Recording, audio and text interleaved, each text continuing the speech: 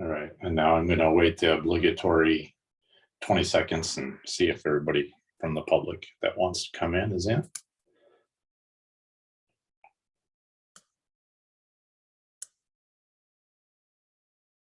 Don't have any attendees yet, so I'll wait. Gotta be someone that wants to spend their Tuesday afternoon at a public works meeting. You would think. You have to be here, Jeff. All right, let me try again. Now, according to the minutes, we only had 3 people last time. So I'm going to be under the assumption that this is actually working for the public, and it's a fairly light agenda. So we're going to go ahead and start. Welcome everyone to the Tuesday, September 20th, 2022 Public Works Committee. To start off with, you all had a chance, council members, hopefully, to peruse the August 16th, 2022 minutes. I know I did a few minutes ago. Does anybody have any objections as to how they're presented? Okay, no, seeing none, we'll go ahead and consider those approved. Is that okay? All right, thank you. Next item up, we're actually, because we're having some technical difficulties with Tom Nucky getting online, we're gonna go ahead and start with general business or general issues item number 2, which is the purchase of 2023 vehicles. And we'll have Mr. Montner and I think Mike Riley is supposed to be on as well. But go ahead, Chris. Yes, I talked with Mike earlier about the financial part of this, just to confirm everything, and he will not be attending today. But if there's anything that does come up, I'll get answers back to the committee first thing tomorrow. I am here to present the purchase approval of 2023 vehicles and equipment. This is a newly developed vehicle purchasing process being proposed due to issues with ongoing shortages, order delays, and cancellations that has greatly affected the city's vehicle fleet. This concept was thoroughly discussed with finance, department directors, chiefs, and others, and their vehicle and equipment requirements were fully defined at that time. These proposed vehicle replacements are all per the known ER&R replacement schedule projected for 2023. This is a new process with the approved purchase authorization and is a solution to issues concerning the high level of cost escalation that has occurred over the last 12 months, which has been at a significantly greater rate than general inflation. The vehicle purchasing market has gotten much more expensive over the last year or so. With this vehicle purchase approval by council, we will have the ability to place vehicle orders as they become available on the Washington State DES procurement listing. This is basically ensuring our orders and are placed in the production lines early for the new vehicles and equipment. This process with council approvals will secure ER&R replacement vehicle orders in advance. These are all known planned for replacements per the established ER&R 2023 schedule. Within this order, there are 6 police patrol interceptor vehicles, 3 fire department vehicles, 3 parks vehicles and equipment, 5 street division vehicles and equipment, 1 BCAT vehicle, 5 water utility vehicles, 2 wastewater vehicles, and 1 stormwater vehicle. I want you to know that these replacements have been thoroughly evaluated by equipment services staff, all the maintenance and service records checked, and all meet or exceed the replacement criteria per city policy. The replaced vehicles and equipment will be surplused and sold for the best value as possible through public auction services. Also on this list for purchase approval are new vehicles to the city's fleet. This is typical to this annual vehicle purchase request. There is a new regenerative air sweeper to replace the troublesome worn out wastewater backup spare sweeper. This new sweeper purchase is required as a second sweeper to maintain the city's street sweeping action plans and fulfill requirements set forth in the SWIP program. With the many miles of streets and roads added to the city by new developments, annexation, and road construction, the sweeper is needed for daily tasks as well as for full use when the primary sweeper is down for service or repairs. There is a new Go-For all-electric parking enforcement vehicle that will be equipped with an LPR system for downtown parking operations and a Maverick pickup for DCD for the increased inspections and code enforcement operations needed for that department. There is available wastewater reserves for the purchase of the new street sweeper. Just wanted you to know that that was coming from wastewater reserves and not wastewater capital for that large purchase of that sweeper. I also want you to know that within this purchase request, there are 14 vehicles that are all electric, plug-in hybrid or hybrid models that correspond to the city's council goals and expectations. In your presentation packets are the replacement justifications and the vehicle purchase summary that shows the anticipated replacement costs of vehicles and equipment. Please know that we will receive best pricing from the Washington State DES procurement contract number 5916 when ordering these as approved. ERR reserves are sufficient for the purchase of 2023 vehicles and equipment as presented here this evening. Thank you for your time, and I will now answer any questions you may have on this. So before I open it up, am I the only one not on the same page? Do we have a presentation packet for this? I don't think so. Do we? Oh. Jeff, do you have? No. Yeah. Okay. So we listened to you, Chris, and but that's a lot to digest. So sure. There's an agenda bill, the vehicle justification for replacement, and then a vehicle purchase summary. Sorry about that. I should have checked that all got sent out. Yeah, so no worries. With that in mind, we do this every year, and I did take some notes, but I'm going to open it up to Jeff and Anna to see if they have any questions based on your presentation. Jeff, Anna. Go ahead, Jeff. Sure, I'll jump in and I'll pull up. Sorry, maybe it's in the I can't remember if the council packet should be posted, so maybe it's in there. I'll pull it up too. Or no, would this come before us next study session? Oh yeah, so okay, so we don't have it yet. Sorry. Yeah, a couple things I wrote down. Cool, thanks, Chris. ERR, remind me what that acronym is. It is officially the equipment repair and rental or equipment repair and revolving fund. So it's equipment repair reserves, basically, but it does have a bunch of different acronym meanings, but it is equipment repair revolving fund. Okay, okay, thank you. I just wanted to keep trying to learn them here. Perfect. So this is, so we upped the purchase limit, you know, from the 25 to 100,000, but this one big purchase that's coming in, or is this a change in policy that's going to allow you to, it's a change in policy that's going to allow you to grab these vehicles as they become available? Right. So this is a something we've been considering due to vehicle shortages and long lead times, and so we're moving the approval up by a half a year, and then every year we'll approach this at the same time of year for the next year.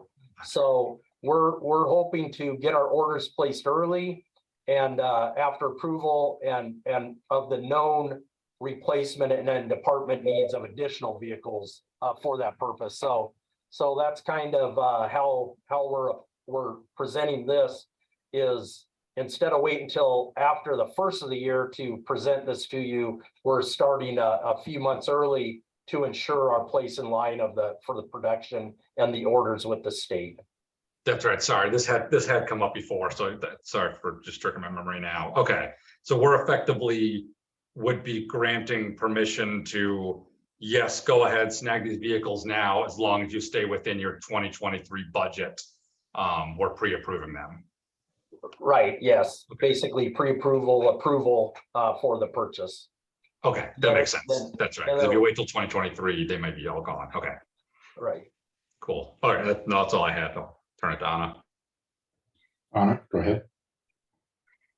Thanks, Eric. Hey, Chris, good presentation. So this is something I've asked before, like if you're reading from a piece of paper, it would be really handy for us to have it so that we could think of questions in advance. The presentation packet that you're talking about, that's for some future study session, yeah? It's for it's for the September 28th study session. I think it has been uploaded into that for council review. Okay. This was going to be proposed at the finance committee meeting due to, the financial end of the ER&R reserves and whatnot, but that got canceled. So Tom suggested we move this to the Public Works Committee and have you all be aware of this. Oh, excellent. So how long have you had the material that went into the presentation packet? When was that ready for public view, for viewing? It had been changed. It was kind of fluid the last couple of days for a couple of items. So now it is well defined and was uploaded, I believe, yesterday or the day before to the city council for the study session and the council meeting. Okay. And I should have made sure this was sent to the committee members for tonight, so I apologize for that. So it goes. We were happy to get the agenda this afternoon, and it certainly does look like a light agenda, so a good time to be presenting it. Can I just ask a real quick question on the breakdown of the electric, partial electric, and electric assist? I know I'm messing up a couple of those terms. Like, is there something all electric apart from the parking vehicle? Sure. Parking Yes. ticket vehicle? Yep, there is the parking enforcement go for is all electric. There is a 1, 2, 3, 4 all full electric trucks. And then there's multiple hybrids and looks like two plug-in hybrids. Thank For you. a total of 14 of those type. Thank you. And then just my final question is, I've noticed, just going about my life, that a lot of things that were in short supply this spring and summer are starting to fill back up on the shelves. So is there any possibility that supplies might build back up and this be not quite so necessary as it now seems? I'm truly asking, because am I an economist? No. Right. I don't foresee that anytime soon. We are still awaiting 2022 vehicles. Almost all of them. We've received only 2 from our 22 orders. So, I don't foresee that changing. This change in order dates is something that will benefit the city moving forward, because it'll after this gets approved for this procedure now, it'll be the same next year. So we're basically just moving a few months ahead on this part of the budget purchase, and then it'll even out. But that doesn't limit us to go back to ordering after the first of the year if the need arises or the volume gets increased. Thank you, Chris. Just a couple things to add into that. I think even pre-COVID, we had some difficulty. It took months to get vehicles after you ordered. And then one of the other conversations that I've had with Chuck here, I don't know when, 6 months ago or so, an added benefit, getting the order in early, you can likely get the order placed before the cost increases every year. So there's definitely advantages going forward for us with this new approach. Okay, thank you, Tom. So for my fellow committee members, just a little history on the ERR fund. before we had the ER fund, and I forgot when we put that in place, but it's basically a sinking fund. So you charge yourself, all the departments that have vehicles get allocated a tax, if you will. So they have money set aside to replace their vehicle. The other business model is you come up with the money when you need that vehicle. So you can do it either way. And this obviously seems to be the preferred method as far as budgeting goes. The notes here, I had a couple. First of all, as far as the timing, usually during the budget process, Public Works has 1 day to present their part of the budget to the council, and we go through this vehicle list during that time. So that's around October. And then subsequently, there's an agenda bill. As the city wants to purchase these vehicles, it comes before us, and that could happen 2-3 times during the year. And then we're told, we went through this with the council, it's in the budget. So what Chris is proposing, or what Tom's proposing is, my understanding is, let's get these approved now. They're going to become de facto part of the budget because we approved it. So, and then they don't have to go before the city council again when it's time to place an order. Is that an accurate description? Yeah, so that's what they're proposing, and I don't have an issue with that. That makes sense, especially in this competitive environment. I do agree that I think with the chip shortage kind of easing a bit, that vehicles probably won't be as difficult to get as they were in the last 2 years, but they'll still probably be difficult. Chris, you mentioned some electric trucks. The only all-electric trucks I'm aware of are some esoteric ones like the Rivian, which I doubt the city's going to buy. If they are, I'd like to know. And I'm thinking more pedestrian one would be the Ford Lightning. Is that what the city is proposing? Yes, that's Yeah. Ford Lightnings are proposed for those full electric trucks that I mentioned. With the city being accepted as a Ford in-house warranty service provider, and Ford being our standard fleet type now for most vehicles, that's what makes sense right now. Yeah, that'll be an interesting process to see if the city even gets one Ford Lightning. That would be very interesting. So I'll be interested to see if that actually happens. You mentioned a parking enforcement vehicle. I wasn't aware of this. So the city provides the vehicle, but we contract out parking services. Is that correct? Yes, that's correct. I don't know the full extent of the service agreement with Impart, but that is my understanding of that. So this vehicle would be mostly stationed and used in the downtown core, from what I've discussed with Melinda Monroe.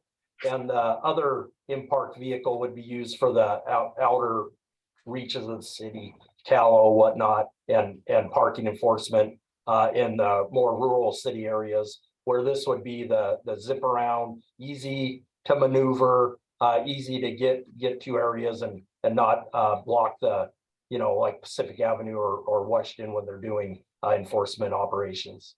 Okay. And then, so we're mentioning electric vehicles. This past year, I believe we bought at least one Leaf, correct? Two Leafs, actually, yes.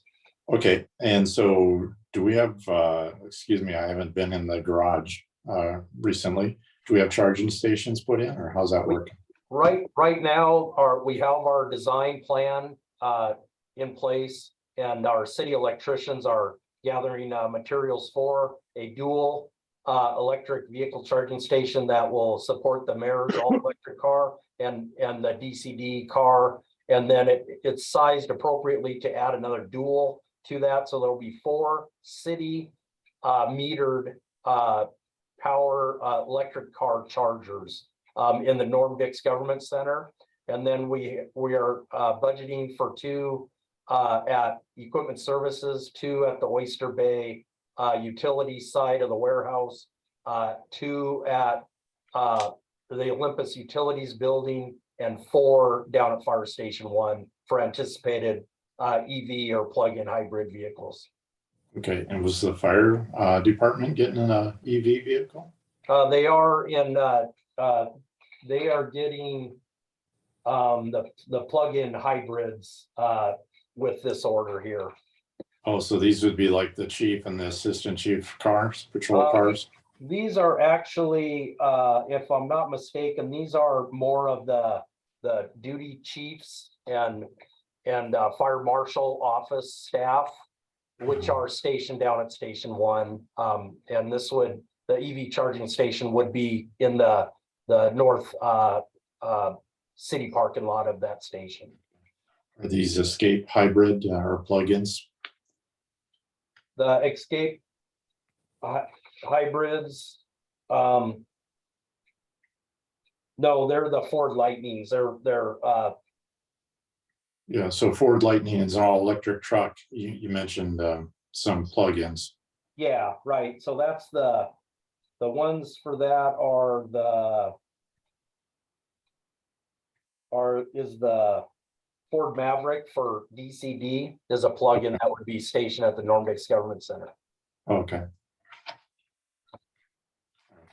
Oh, it's fire. How about the fire department? What are they getting? That's plug-in. Yeah, they are actually getting they're getting 3 Ford Lightnings, Okay. or 2 Ford Lightnings, I'm sorry, and Parks is getting a Ford Lightning. Okay. So help me out. The fire department right now, do they have pickups? They do have a service pickup truck, but most of their vehicles are SUV or that kind of Yeah. stuff. So that's why I'm curious. So what's the rationale for replacing an SUV with a pickup for the fire department? Right, and so on this vehicle purchase list that I wish I had to you to the committee, it shows that they are Ford Lightning with a shell, like a Yeah. canopy with a rollout box in the back Okay. to support all their gear and whatnot for that purpose that they'll have. And Okay. I think a couple of them are fire marshal vehicles, and then one is a different one. I'd have to confirm with Chuck and the chief. Yeah, so I definitely could support the fire marshal having that for doing cause and origin work with all the gear and all that stuff. Not so sure about, fire chiefs or whatever. But in any case, it's an electric vehicle. I'm not going to micromanage. That's fine. So Anna, did you have a question? I did, thank you. I was listening to your questions and I realized I had another one, which is when we were touring the garage at the Public Works facility, the question was raised as to whether there were people in the garage who could repair electric vehicles. And at that time, it appeared to be that the answer was no. It was towards the end of the tour and it was quite hot. So if I'm incorrect on this, but that's the answer I remember. Right. Mike, Oh, Go I'm ahead. sorry. Go ahead, Tom. well, I was just gonna say that, we've got a pretty diverse fleet right now, but we don't have very many straight EVs, but our fleet folks can work on all the equipment that we have, including we've had hybrids for a number of years now, and they work on those, and then the EVs as well. I believe, Chris, please tell me I didn't get that wrong. No, that's correct. And they have been trained on and have worked on other hybrid plug-in vehicles. And, with technology ever evolving, they are attending classes, online classes, and also other training seminars for EV related vehicles and technology. So I feel comfortable with them as being able to maintain service and work on these vehicles with no problems. And more than that, actually, the our fleet folks, they have to have specific certifications for some of our emergency vehicles and as well. So there's quite a bit that goes into getting somebody trained and competent to be able to work in our fleet, because again, it is fairly diverse. Hey, Jeff, did you have your hand up? Yeah, just on the F-150, or I guess the whatever the electric equivalent of. So it's just one that's proposed to be purchased. I got that right? That for the Ford F-150 Lightning, there's 2 for fire, 1 for parks, 1 for streets, 1 for water, and 1 for stormwater. And Okay, those replace basic pickups for operational use. A lot of supervisor vehicles, stuff like that. So it's going to make a big difference in fuel consumption and whatnot. So no, that's fun. Yeah, so that's 6 total. So my only thought is this is the first year that the Lightnings have been out, or is it the second model year? This is the second year. Second. Oh, okay, good. All right. I'm just thinking out loud. If it was the first year, I'm always, worried about shaking out bugs with something brand new. I want to get an electric truck myself one year, but I'm waiting a couple of years until it, shakes out. But if it's the second year, I got less worries then. Okay, that's good to know. I think that's the same with the Ford Maverick, the smaller type pickup as well. Second year. Okay. Oh, good. Yeah, there's no changes that I'm aware of either model carrying over to 2023. So all I can say is good luck to the city and hang on to those 6 other vehicles that you have right now, because you're not replacing them. Mark my word, you will not get them. But hey, I'd like to be wrong. But I don't think I am. Right. There's a huge waiting list. Yeah. It's huge. Yeah, we want to get on that list. I understand. My only request, the last item on this one, Chris, is I don't think it's very voluminous, but in the packet, can you put the city's replacement policies for vehicles? Can you put it in the packet so we can review that?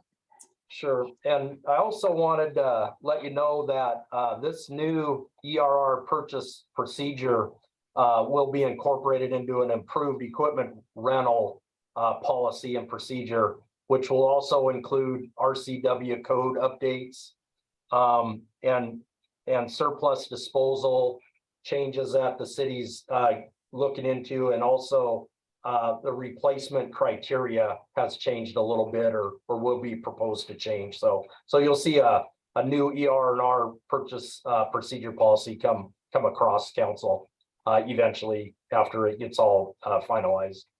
Okay, thank you. All right, now we're going to move back to general issue number 1, and that's the Warren Avenue Bridge project communication. So, Tom, do you feel like you need to bring an attorney in this? What's the deal?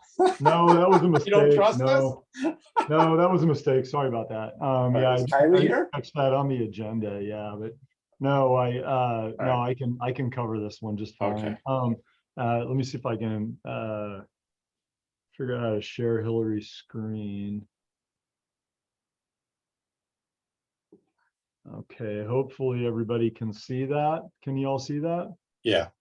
Okay, so we promised that we were going to be putting together kind of the communication plan going forward, and so we've got that, and so that's what I'd like to share right now. So we had the stakeholder meeting number 3 here last week, I believe, and basically what we did was identify which alternatives. I think we started out with 9 alternatives, which alternatives had fatal flaws that wouldn't allow them to move forward. And so fatal flaws are structural fatal flaws, or fatal flaws in that WashDOT is refusing to move the alternative forward because of some of the inspection requirements that they have.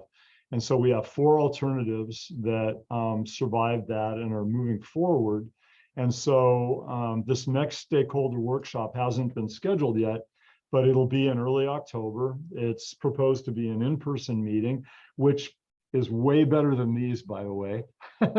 I've never had an issue with my computer at an in-person meeting like I had today. But anyway, so we'll have our in-person meeting, our stakeholder meeting, and the goal of that meeting is to work with the stakeholder advisory committee to identify the screening criteria to be used in evaluating the remaining alternatives.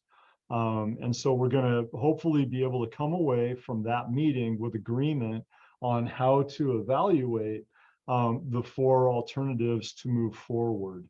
And then, so just kind of this is just kind of a heads up, and actually Vicky's on this at this meeting, and she'll be talking about this here in a little bit. But we've had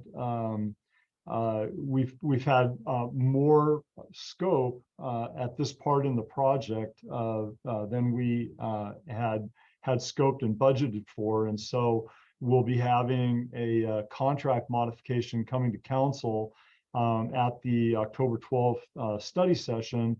And at that study session, we'll be providing an update of the status of the project, just a brief update along with that, that contract modification request.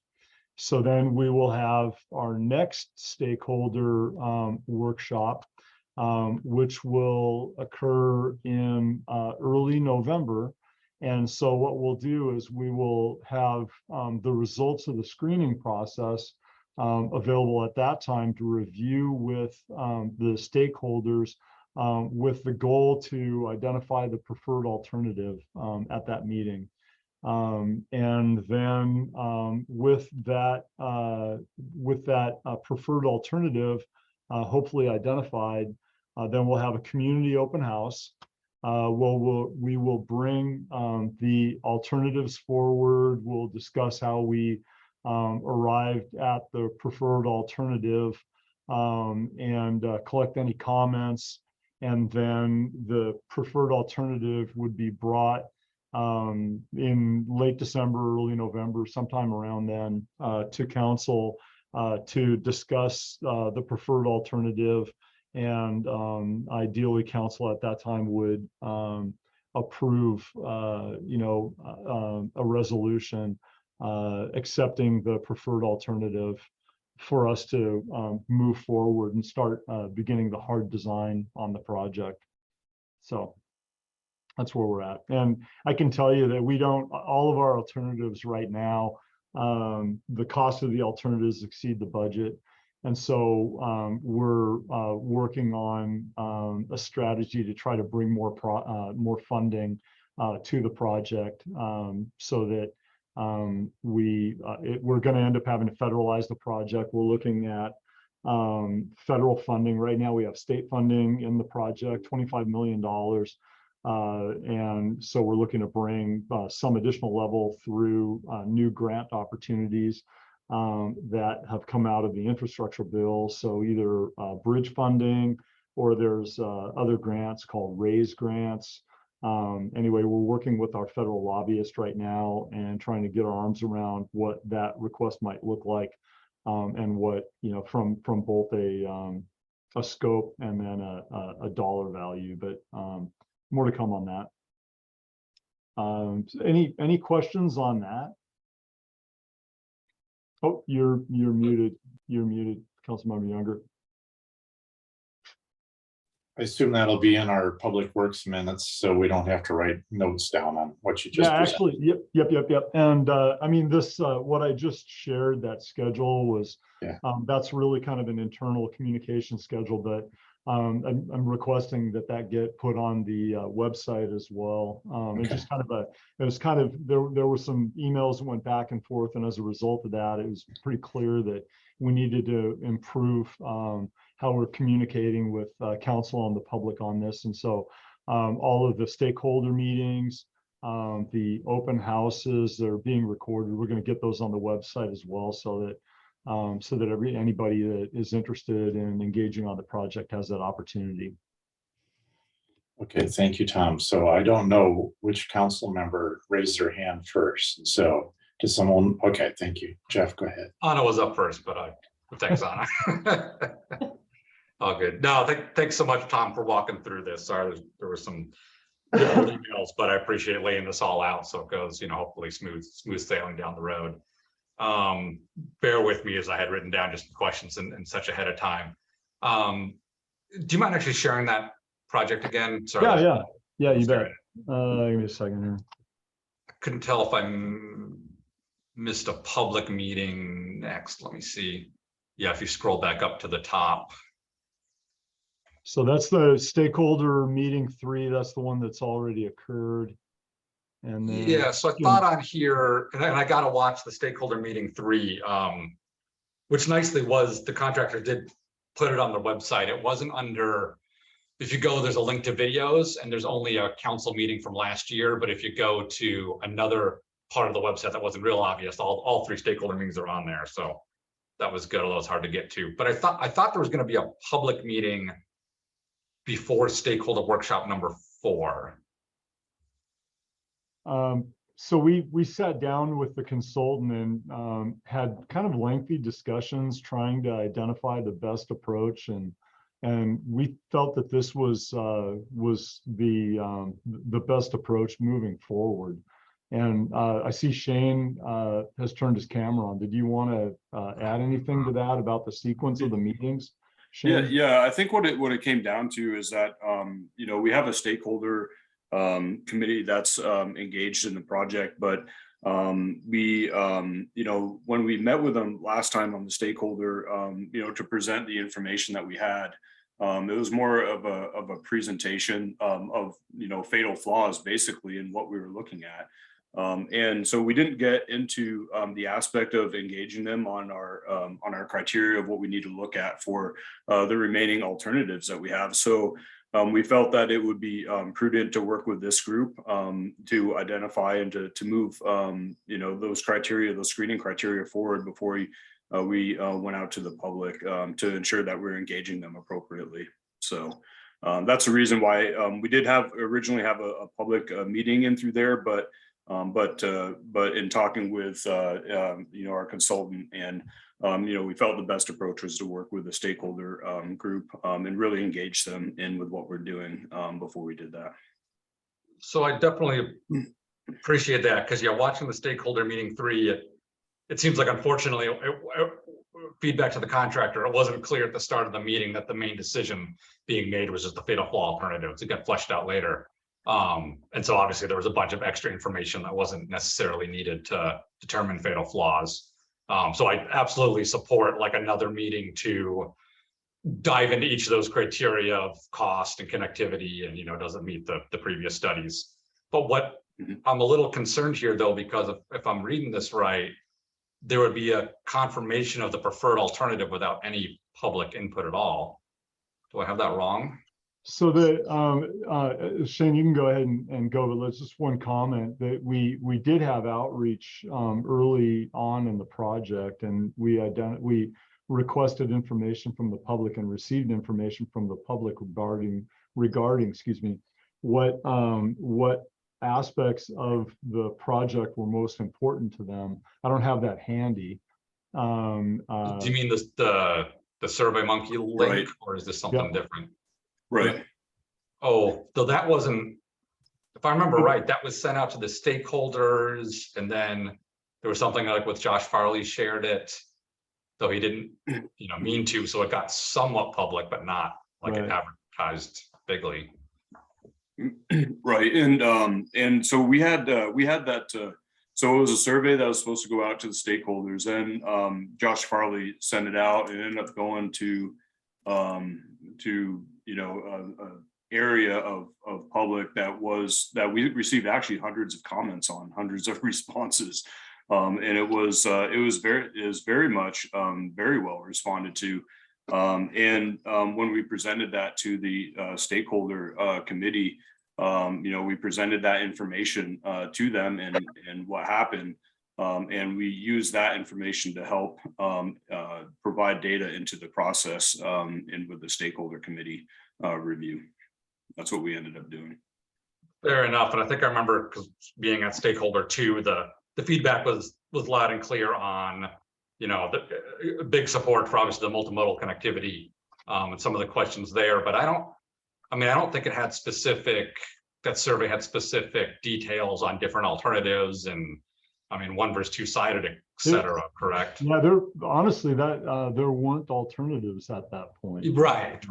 So what we have now is we have alternatives, and we felt that the right approach was to work with the stakeholders to identify the prioritization of the various alternatives, and really the criteria by which to define the preferred alternative.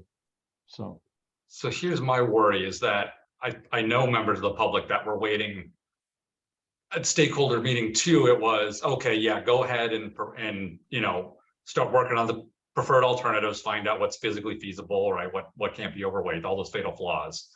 But then it was going to go back to the public. You know, for example, I got a constituent who's very involved with like Rota Vista Park, and so has good feedback on how being able to see those connection drawings that the consultant came up with, how that might tie in and be able to weigh in on it. I can think of a lot of people that would have very, very specific feedback on the different alternatives. I got big reservations about coming to a preferred alternative without another round of public input. okay. I think it helps for people to stare at some of those preferred alternatives, and that gets their brain turning on, oh man, I take that route every day and I'm bicycle it or I walk it, or, you know, one side, I've heard from both people now, right? Somebody who says, oh, I want 2 sides, somebody who says, oh, the 1 side. And I know that's a whole thing, but there's just all the other considerations of tunnel and no tunnel and how it affects the local neighborhood and the connections. So that's an interesting point. Just one comment regarding tunnel, no tunnel. So there's a whole series of recommended improvements through the SR 303 corridor.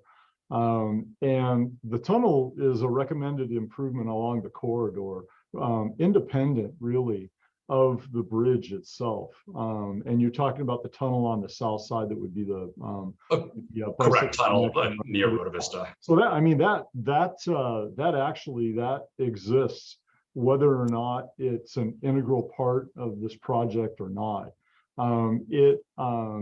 When you have an alternative that only has a pedestrian facility on one side of the bridge, then it becomes really kind of an integral part of that alternative. But even if you end up with, let's just say we go with my personal favorite, which is 12-foot shared use pass on both sides, right? If you go with that, you still have a tunnel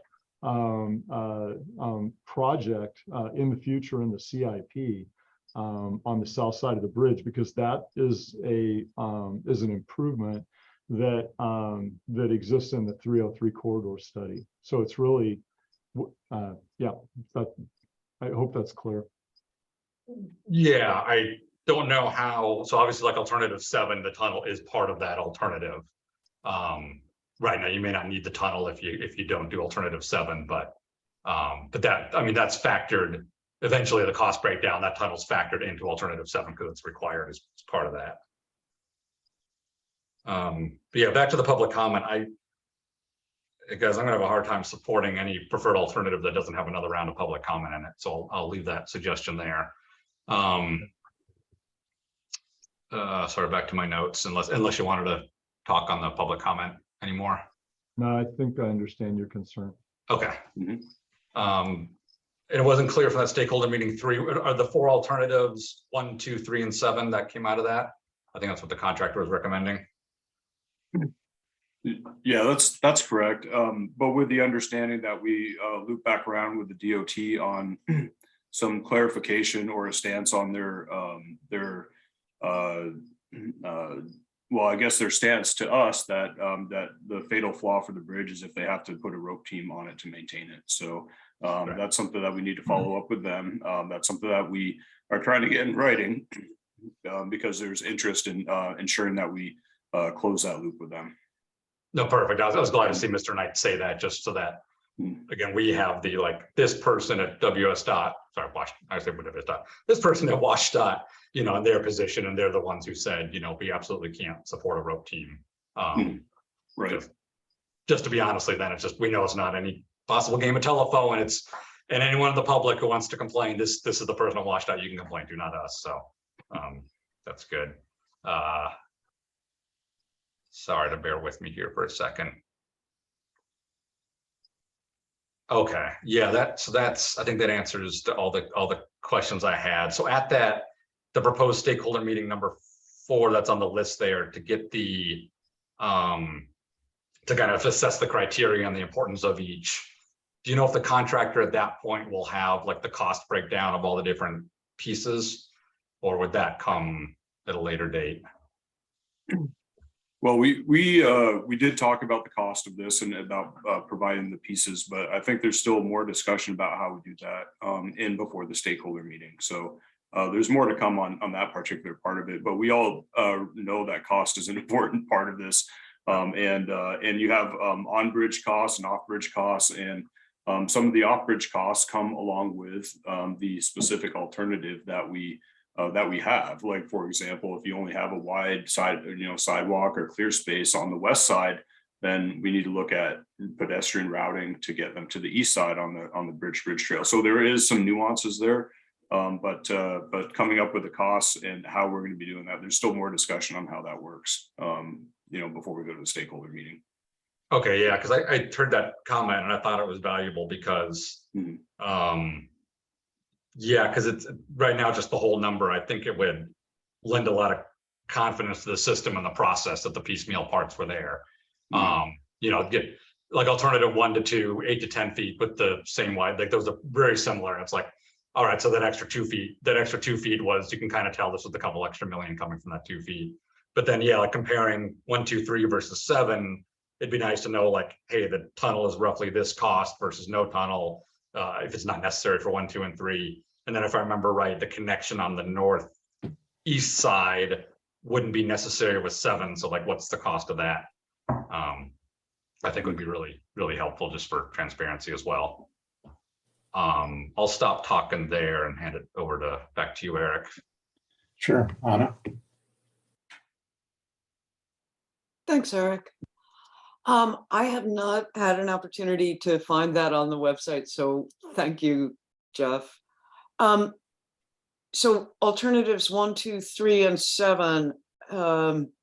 Before I jump into that, I remember that the last time Vicki Grover, I think, was part of the presentation of this project to council. And Jeff, in fact, asked her if there had been any consideration of renting a U-bit, and she said there had not, and she would look into it. Do you know what happened with that? Well, Vicki is on here, so I'd ask Vicki. I mean, did it make it to the stakeholder 3 meeting, the cost of renting it?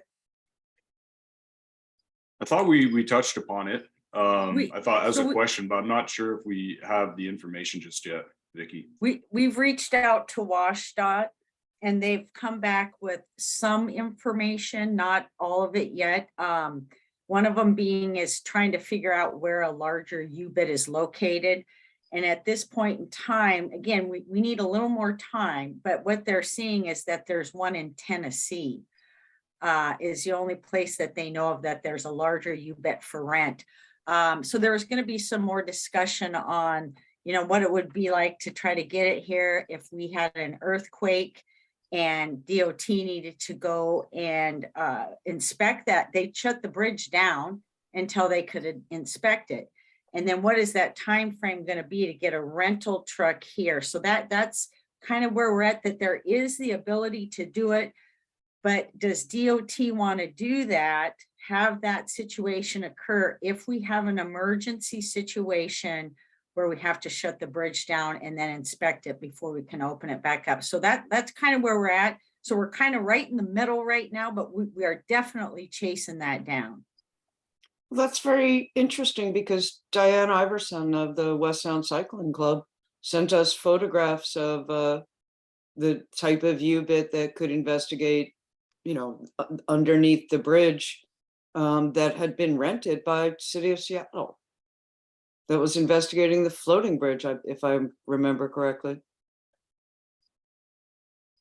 I which guess I seems don't, much closer than Tennessee.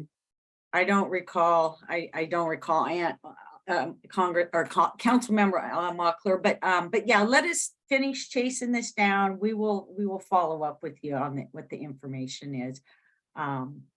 In the Public Works Committee meeting, I'm perfectly happy to be Anna. Thank Okay. you, Anna. That's easier for me to say as well. Only when I'm And- wearing my official sash with the, badges. Then I'll know. Well, thank you. Exactly. Yeah. And I'm sorry, you said the 520 floating bridge is, If I remember correctly. But Okay. it was definitely investigating a bridge. And it looked so close to the water surface that I guess I just assumed it was the floating bridge. okay, Um, okay, all right. But yeah, I am quite sure that Diane Iverson sent that to all of you and possibly others. So was that determined to be one of the fatal flaws, was the lack of not rope team inspections? No, no. Tom shaking his head. No, that was definitely not a fatal flaw. I think any shared use path or wide sideway over 10 feet, or maybe even including 10 feet, required the purchase of the larger U-bit. And those are all identified as feasible alternatives. It wasn't until you got to, I think it was a 14-foot wide shared use path that that failed, and it failed. I think both the combination of, it was either structural or rope team. It was rope team for It was a sure. rope team, Tom, Structural, where yeah. we had that issue where Yeah. even with the larger U-bit, Yeah. they wouldn't be able to inspect it with a larger U-bit, even if they were able to buy one or rent one. Yep. And that The required a rope team. purchase of a U-bit's totally on the table. I mean, that's not making anything Right. unfeasible for sure. It's just a project cost, right? And then it's something that we have to get WashDOT to work with us on, but it's just another project cost. Okay, well, thank you for pursuing the rental. That's really great, because it would be nice if we could just rent something and then not have to store it and watch it deteriorate. But I have no idea what the costs would be on that, just because City of Seattle, one second, Tom, just because City of Seattle uses it, we all know they have more money than they know what to do with. Yeah, sorry, all done. All I was going to say about that is, we might find a rental, and we might find, and maybe it's in Oregon or something. We think it makes a lot of sense to rent because it's less expensive. And WashDOT could just say no, right? They could say no. If you're gonna build this bridge, then for us to move this forward, we have to have our own U-bit. You need to pay for it, and then whatever else they add on to that. So. But we're definitely trying to chase those things down for sure. I'm inspired by hope. If Seattle can swing it, it can be swung. But I'm sorry, did you have something? Because I was going to move on to other things. Okay. So the last public comment was before stakeholder meeting number 3, is that correct? Before these 4 alternatives were defined? Actually, we've had, in this process, that is correct, but we held a pretty extensive public outreach process when we did the corridor study previous to this, where we had pretty significant, 2 years of public process in comment and input in public meetings. And so that went into the original recommendation for the project. And then this process right here is saying, let's do our due diligence to figure out what the best solution is, as opposed to what that recommendation was in the study. So we did have previous public process as part of this. Yeah, I thought that was really dynamite. I had the good fortune to attend stakeholder meeting number 3, and I heard the full description of it, and it did seem comprehensive. And I really liked that the consulting team was paying attention to the results of, paying close attention to the results of that poll. I'm sorry, am I interrupting you, Shane? Oh, no, I'm Okay. listening. So I guess I think that in stakeholder meeting number 3, the consultant said there would be a public meeting. And I think we should keep our word. And I also think that the stakeholders, naturally, you cannot possibly consider every single person who lives or works in Bremerton a stakeholder. And yet ultimately, they are, in a sense, the stakeholders of this bridge. They're the ones who will endure the delays and reap the benefits of the new multimodal. I feel very strongly that we should have a public meeting. And I agree with Jeff that, you know, here's how human beings are wired. Tom, you were saying how much you liked the in-person meetings and how your computer did not fail once during that the previous public meeting. Looking at an actual map that's, you know, an actual graphic that's up on a board is much easier for humans to understand than trying to go back and forth through screens. We have a building. I strongly support our holding one more public meeting to review these 4 alternatives. I know 4 is quite a few, but hey, it's way fewer than 7. Did anybody have a comment before I move on to the next thing? I Understood. do. So Yeah, so on the schedule that Tom presented, we're estimating that in early October that's when we'll have a open house, in-person open house to discuss the 4 alternatives. Is that, am I missing something? I feel like I'm missing something. Could I you don't put think that back that's- up, please, Tom? Because that's not what I have in my memory, which, you know. And I printed the email, I printed it out, so I have it as well. Otherwise I couldn't remember either. So we got the stakeholder workshop number 4 in early October to define the scoring criteria. Then we've got you know, the study session, a council meeting regarding the contract amendment. And it'll provide a status update. And then we've got stakeholder workshop number 4, where we, in the meantime, the consultant would go and they would use the screening criteria to identify, you know, the costs and benefits, basically, of the various alternatives based on the scoring criteria. And then hopefully at that point, identify the preferred alternative, and then the open house to discuss the preferred alternative with the public. And then take that information to council in late November, December. That's what we have currently identified. But I have heard, you know, from both Councilor Coughlin and then you, Councilor Mockler, request for another open house, it sounded like, at some point. And I apologize, Tom. I think this was one of the iterations that we had done, because, you know, we've been looking at this for for about a week. So I apologize if I am speaking out of turn and am not current on our plan. So thank you. Okay. Thank you. Yeah. I'm not gonna keep going on and on about something that seems to be very clear. Just really, so did the 12-foot on both sides make it to as one of the preferred alternatives? Okay.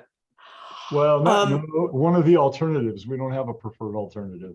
I said one of them, one One of of the the- 4. One of the feasible ones to be evaluated. Yep. It made it to the cool kids table. It did.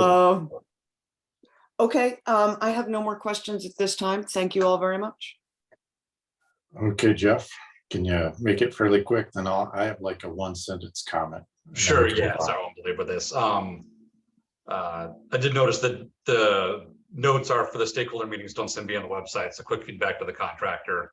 And I think going back to the public input, I noticed the last one, I don't know how many stakeholders were there.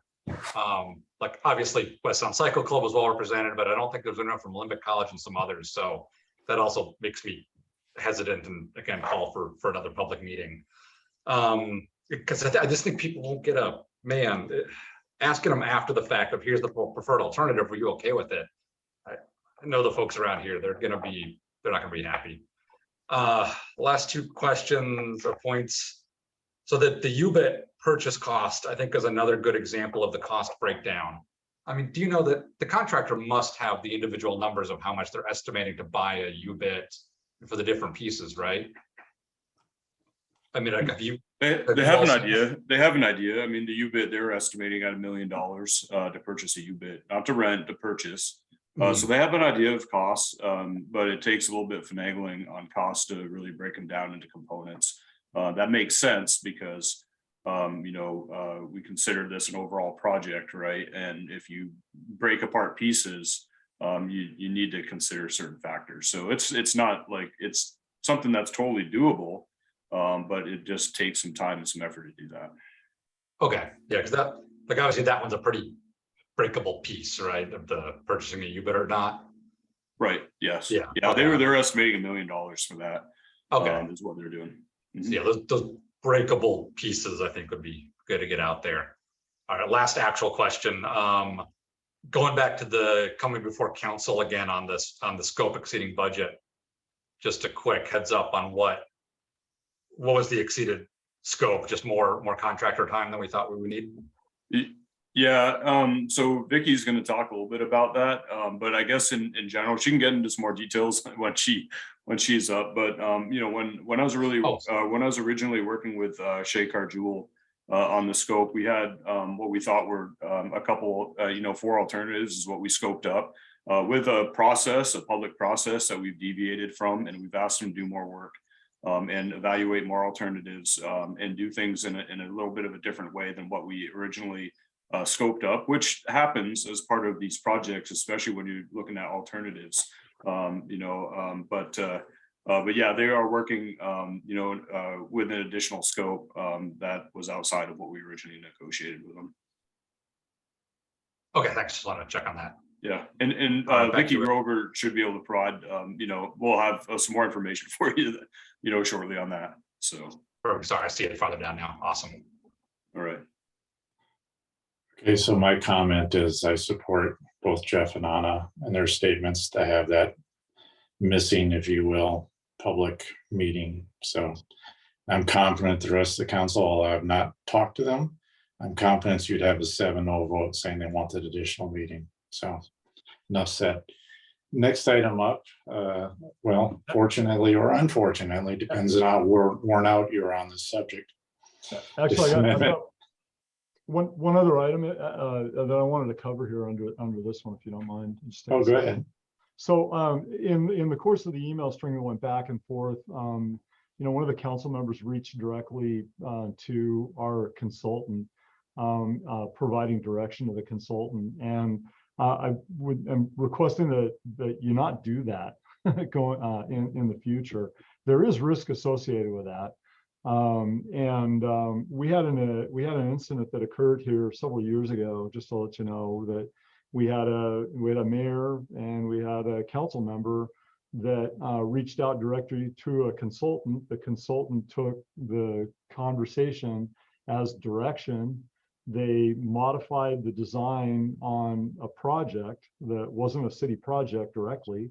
And then council retroactively had to approve a $75,000 contract amendment. So I would just request that council not reach out directly to our consultants because there is risk associated with that.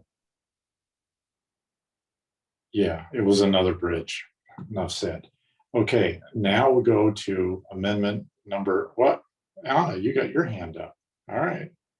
Want the last word or what? No, I don't. I just,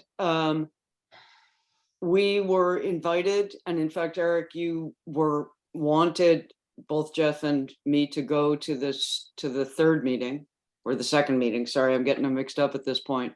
So I thought, I asked the contractor to add our 3 names to the distribution list, thinking that it was a simple clerical error. So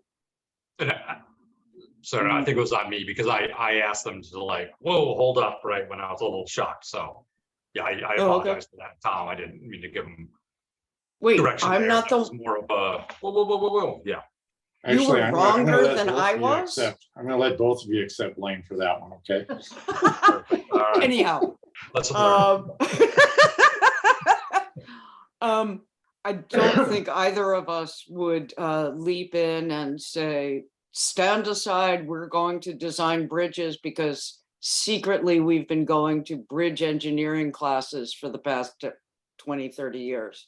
So no worries. I know a little bit about what Tom had mentioned, and I will assure you that it was more detailed, and this person had an engineering background, and enough said about that. Now I'd like to move on to amendment number 1 for the Warren Avenue feasibility analysis. Ms. Grover. Thank you.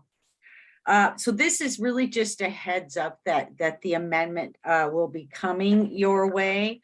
My plan is to go to study session on October 12th and to council on October 19th, where we'll have an agenda bill and I'll provide much more information about this amendment, number 1, for the feasibility. And we're still negotiating the scope as well as the dollar amount at this time, but just kind of a high level items that were out of scope. And we'll go ahead and start with what we talked about with the survey that went out. So originally we have about 25 stakeholders. So when we originally sent that out, we were anticipating getting feedback from them and then processing that feedback. When it got sent to the public, we had well over 750 responses. So, and I'll be honest, we kind of like, okay, wow, what do we do with this? Well, we made the decision to process the information, and the information, kind of how we looked at it, is values. There was a lot of value that we extracted from that information, but that essentially started our lag in time. It put us back about 2 months to process all that information. So that's kind of where it started. Then, like Shane said, the original scope was for 4 alternatives, and we have looked at 9 alternatives currently. And there was a couple other things we're adding, like I'm having them add a structural technical memo from the structural engineer that talks about the retrofitting. I'm trying to make sure that we are very well documenting our process as we go through. So again, the big things are all the additional time to analyze the public input, the additional alternatives, and just the overall time factor. We had originally anticipated, I think we were going to be done in October, if I remember correctly. It looks like we'll probably now be into December, hopefully not too much into January, but we'd like to have the feasibility portion of this done this year. So those are a couple of the high level out of scope items that have come about that we've done already. And so that's going to be addressed in the alternative. And then I'll have the fiscal summary. I'll have more detailed points for you in the agenda bill to point out where we've been working outside of this original scope. Anybody else? Shane, you want to add anything to that? Yeah, thanks, Vicki. Just a couple points. For the design of this project, we received $1.5 million as a legislative appropriation, which is basically state money for design with 0 city match. I think the amount that Vicki is talking about is probably north of $100,000. And we'll show you, but it should be covered underneath the design money that we have currently for the project. In our original contract, I believe, Shane, right around 250,000. Yeah, it was about 250,000. And then the only other design cost that we have on this is we have a WashDOT contract for $315,000 that WashDOT will actually design the bridge improvements for us, which has saved us quite a bit of money from having to consult it out. So. And let me just add too, and then that's the goal of the feasibility. Like you guys are asking about rental, these are all the things, the pieces, if you will, that we chase down during the feasibility. There's been a lot of permitting discussion, I'll tell you guys. So with Commerce, there's going to be a pretty good chunk of money that's going to go into when that bridge gets, we get ready to add the whatever alternative we decide on. We're going to have to go in there and we're going to have to screen that thing off, not during their nesting season, which is like 9 or 10 months long. We have to go in, we have to clean it all off. We got to screen it off and get them off there. Then we get to go in and start building things. I mean, there's a lot of pieces to this. So anyway, that's another one, is the environmental permitting that's going to go along. And those are the things that we're investigating during feasibility, which will make the design process, hopefully we have a clearer picture of how that's going to look moving forward. Thanks for letting me throw that in. Okay, questions from the committee members? Jeff? Thanks. What was the, sorry if I missed, Vicky, what was the original amount of the contract, and then what's the proposed extension amount? Or sorry, that's not, or is that not known yet? So Jeff, so I hope you guys will bear with me, just so I'm going to give you what I can remember off the top of my head, and I'll have actual dollar amounts for you in the agenda bill. It's right around the original contract amounts, right around 250,000, and the amendment is going to be greater than $100,000. Okay, Still so that's, negotiating, pretty right? significant over the original amount. Still negotiating that, right, Vicky? Yep. Okay, no, ballpark's good. I just wanted to again know if it was a small or big. So it's big, so that's just good to know going into it. Okay. Only other comment I have, put up with my rambling. So it was four alternatives originally. I know I can take some personal blame for having earlier conversations of, you know, hey, it'd be nice to have 8, 10, 12, 14, you know, so it's really laid out. I think there will be some questions like when I look at alternative 6, which was the 6-foot bike lane, I'm not sure where that was sourced from. And I know we already talked about the 16-foot widths and why that got thrown in there. So I can answer that. These questions come up on that. Well, and I can, sure. yeah, okay, thank you. And I'll answer that even now. I'll be honest, that came directly from the public input we got on the survey. So that was something the public said in the survey that they thought we should have separated. Now, again, Jeff, you got to remember, because this survey wasn't specifically written for the public. Like when we write surveys for the public, we make it more easy to qualitate, you know, and rather than leaving them open-ended. This was more of an open-ended survey, which is what we typically do when we're directing it to stakeholders. And so that's what they said. But now what did that actually mean? And we hashed that out when one of the values that people said in the survey was, yeah, we want separated. Well, to me, separated means, well, it could be a line, you know, a nice thick paint line between the bicycle lane and a shared use path. It could mean you put a bike lane on the roadway, that could be separated. So that was a way that we attempted to address that concern, and that a lot of people had to commented on in the stakeholder survey that went public. Okay, no, thanks. And I'm not, I want to say this right. In general, I personally like that there's been a widespread, right? When it comes down to it, nobody can now say, well, what about this alternative? Like clearly we have put basically every possibility on the table. So Agreed. Yeah, I just anticipate as the full council will have some questions on where each of the alternatives came from. So I just want to make sure that was to anticipate those questions when it comes before council. I'll be ready for those. Sounds good. All right, that's it. Thank you, Vicky. Sure, be sure to throw Josh Farley under the bus, okay?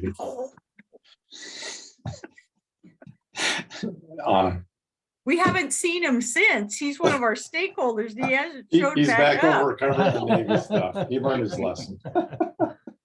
Anna, go ahead. He's lurking in the HOV lanes. First, I'd like to say kudos to you guys for doing all of this detailed analysis. so much public reaction was not what you expected, and I really liked the way you analyzed it. Did you do that in-house or did you contract it out? The consultant did it. So they have one of the members of the team is a planner that does, this is what he does is write surveys, figure out, he's the one who analyzed all the data. You know, again, with these over 750 responses, it was a lot of written response, and he had to go read all of that and then try to analyze it and then categorize it and then communicate it to the rest of us. But no, the consultant did all that work. Excellent. Thank you for doing all of this. I really had no more comment than that, than to say, I think this is how we should be doing things, is taking input from the public, and, you know, all the better if we don't have to analyze it, but it seems to have been a great job of analysis. So if you could convey that to the consultant, I would appreciate that. Thank you. Will do, and thank you. Appreciate that. Okay, any other comments? All right. Next, we'll move on to, thank you, Vicki. We'll move on to the beach sewer elimination program, and I got a gang of 5 here for my presenters. So we'll go with seniority, and we'll go with Tom, and then I'll let him delegate. I'm going to delegate to Bill. Yeah. Okay. All right. I actually have a PowerPoint presentation that I can show to you that gives background of beach sewers in Bremerton. Hey, Bill, Yes. tell them why you have a PowerPoint presentation.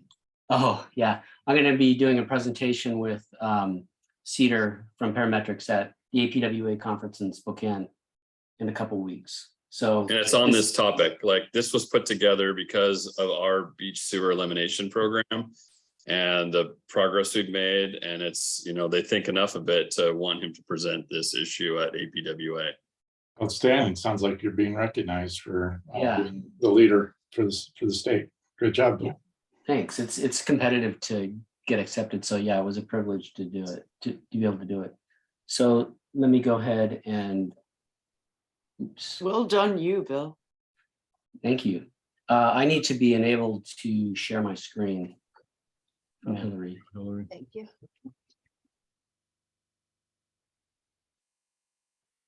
Tom, Hillary can't do it. She's doing that right now. Okay, Bill, can you try it again? Sure.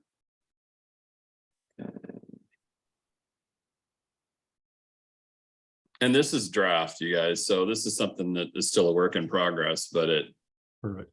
gives you a sense of what we're doing. Yeah, yep. Okay.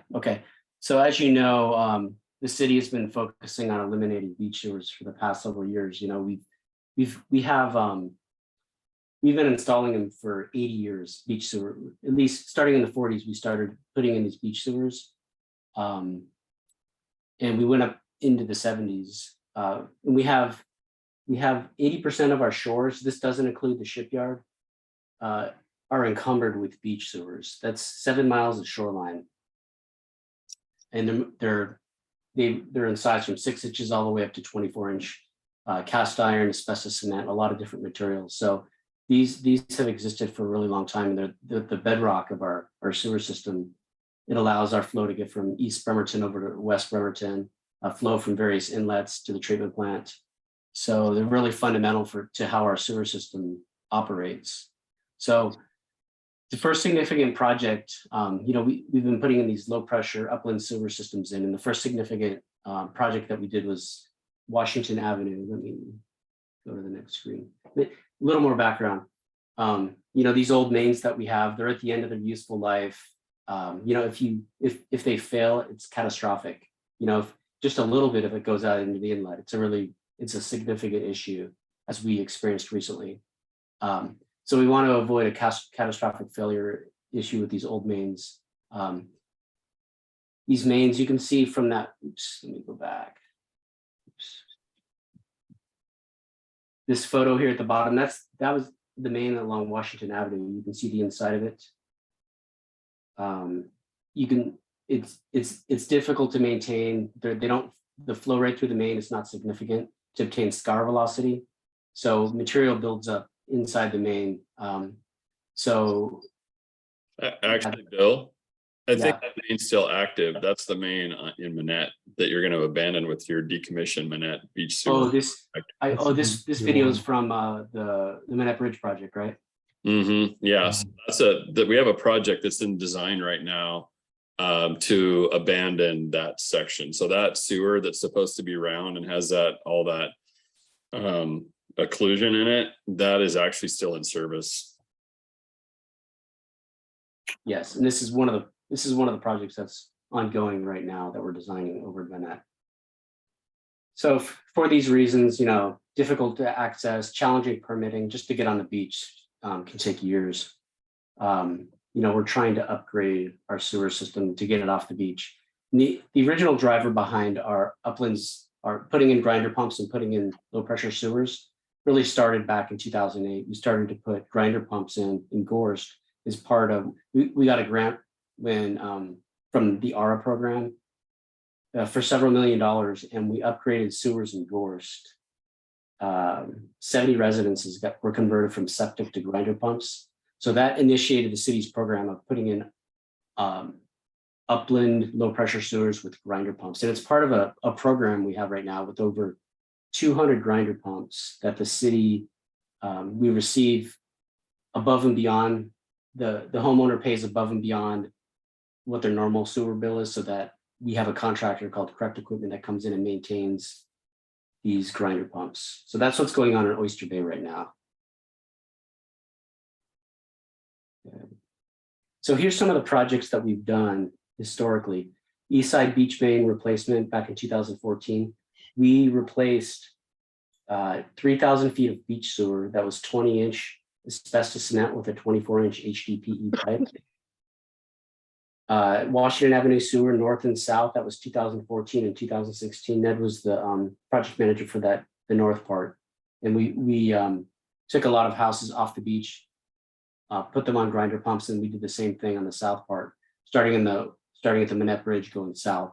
And then CW4, there were a bunch of houses at the end of Ohio Avenue that we took them off the beach sewer. We moved the pump station upland, and we're able to abandon 1,000 feet of beach sewer. And recently we did some mitigation. Just this past month, we did some mitigation associated with that project because we have a relationship with DNR that allows us to leave those beach mains in place buried, and in turn we do mitigation instead of stirring up the beach and disrupting the ecosystem for several years.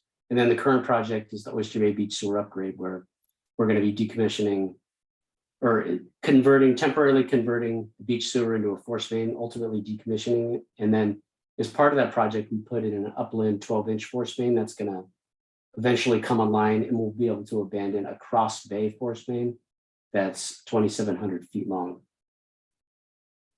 Hey, Bill, can you the CW4 decommissioning and the work we just did to clean up the beach to leave that pipe in place? We've got a tentative agreement that's verbal with DNR to do a citywide version of that because DNR at one time was telling us to remove all those pipes, which is expensive and onerous and pretty much blows up the beach, as you saw in those other pictures. So we still have some work to do to formalize like an ILA with the DNR to expand what we did at CW4, and we haven't negotiated that or taken it to council. So that's some work that we still have on our plate to do. Yes, that's been ongoing for several years. Yeah. And then coming up in the future, we've got the ongoing project right now, decommissioned beach sewer in Manette, that is currently in design. Estimated cost $4.5 million. Now we'll decommission 1,500 feet of beach sewer there. We've got another project in Tracyton along Tracyton Beach Road, where this isn't a beach sewer per se, but we're improving the infrastructure there so that we can avoid a sanitary sewer overflow into the sound there. and then upgrades, continued upgrades in the Oyster Bay area, up around Madrona Point, and then extending north along Ostrich Bay up towards Jackson Park, where we're going to be taking houses that are connected to the beach sewer, same thing, and bringing those connections upland. So we do have continued plans going forward. More than that, right? So those are the ones that are on our 6-year capital improvement plan, but we have an ultimate goal to eliminate all the beach sewers, and it's going to take a long time, right? Yeah, there's pipe in the beach from the boat shed to Bachman Park. There's pipe in the beach at Finney Bay, and there's pipe in the beach all around Madrona Point.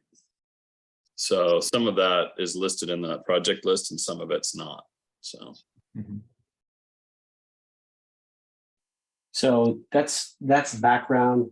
Let me show that slide again. Now that you mentioned that, Ned. The map. Yeah. Yep. Mhm. Okay. Sure. This map right here, you can see the extent of the sewer system.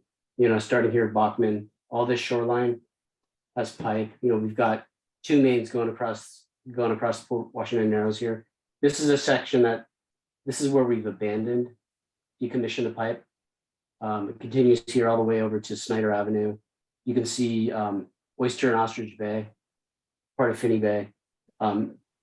We don't track the shipyard there, but so very significant. Almost every shoreline in Bremerton has a beach sewer.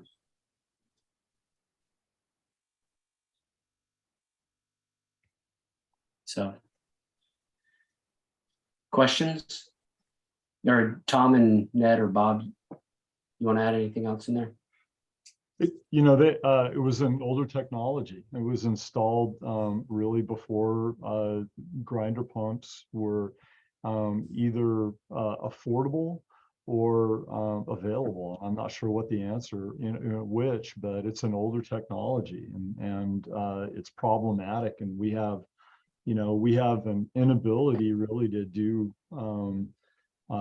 24/7 maintenance on systems in the beach, right? So we're very much tidally influenced, and so we're just picking away at it with the highest priority projects first. And really what we're focused on are the mains that have residential and commercial services that go out to the beach. If it's a transmission main, like that 3,000 feet of East Side Beach main that Bill worked on, 8 or 10 years ago, that's going to stay there. I mean, the intent is that is a long-term improvement. It's a transmission main. There's it picks up all of the sewage from East Bremerton to get to Bremerton. And we don't have another way to do that unless we build a complete treatment plant over in East Bremerton and abandon that section of line. So some of it's going to stay in place, and there's a long-term plan for it to stay in place. But if it's got services on it, if it's like a concrete pipe with manhole lids that are sealed with caulk that are below the low tide line that we don't have access to, with laterals that can leak, like we are trying to focus on those pipes that we can abandon, and that force main that Bill put in with the Oyster Bay project that goes down Kitsap Way to get to OB1, that that will allow us to get rid of some transmission main across the bay and Oyster Bay, but some of those we won't be able to do that. So anyway, that's what we're doing. Okay, thank you. So obviously nothing that's going to a study session or to the full council, but thank you for the PowerPoint presentation. Do we have any questions from our committee members? Jeff? All right, promise not to kill me, but looking at that map on the Warren Bridge, I noticed a big pipe going across it. I know, Eric, sorry. Is that decommissioned sewer or is that water? Bill? That's our siphon main that gets flow from East Bremerton over to West Bremerton. No, wait a minute. Are you talking about bridge. on the Warren Avenue Bridge, the pipe that you see on the Warren Avenue Bridge, Jeff? That's what I'm talking about. Yeah, like under the east side. So Bill, you should know about that one. That's a water main. That's It is water. one of 3 water mains that gets flow from West Bremerton to East Bremerton. Oh, okay. I just was always wondering, and I thought it was sewer on the map for the size of it. So okay. That was a really interesting, intricate project to replace the water main on that bridge. And that was in what, 2016, 2014, Bill? When was I that? think 15 or 16. Wow. So the contractor actually pulled the pipe. They staged under the Warren Avenue Bridge on the north side of the bridge, and they pulled the pipe. It was a welded steel pipe that was at the end of its useful life and was corroding apart. And they pulled the pipe all the way across, cut a segment, pulled it, cut a segment, and then they jacked a new pipe that was all epoxy coated and welded together and jacked it back across the bridge. It all went really well. They had one incident where they had kind of a raging inferno where they caught the pipe on fire, and it was acting like a blowtorch basically because all the air was coming up the pipe and it had a coal tar lining on the inside. So that got exciting a little bit. And then they caught a corbel when they were jacking the pipe back across, and they actually broke one of the concrete corbels that hold the pipe in place, and they had to fix that. But it was a really interesting, intricate construction method that we'll never see again. So Yeah, did they use a U-bit there, Ned? no, you know what they did? They built this staging that cantilevered over the bridge, and it was on skates. It was like on roller skates, and they roll it along between the lights, and they would work, and it went down, and then it had a walkway underneath for them to access directly to the pipe. And then when they stopped it, they would anchor it to the bridge deck or to the handrail. But they had a whole structural design to have this cantilevered staging that went over the bridge rail and back underneath to work on that. It was, Sure, we call that the MacGyver effect. That's what they do. oh my goodness, it was very creative. We thought they were going to build an entire platform along the entire length of the bridge, but it was 8 of them between the light standards because they couldn't get past the light standards.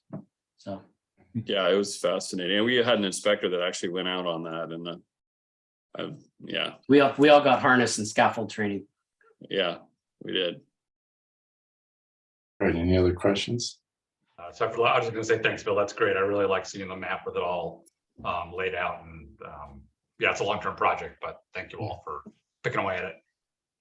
So I just want to point out the irony. I know what you guys are doing is the right thing to do, not a question, but think about this going way back years and years. So you saw Rocky Point, there's no sewer main going around Rocky Point because that's the county, and they're on septic to the best of my knowledge.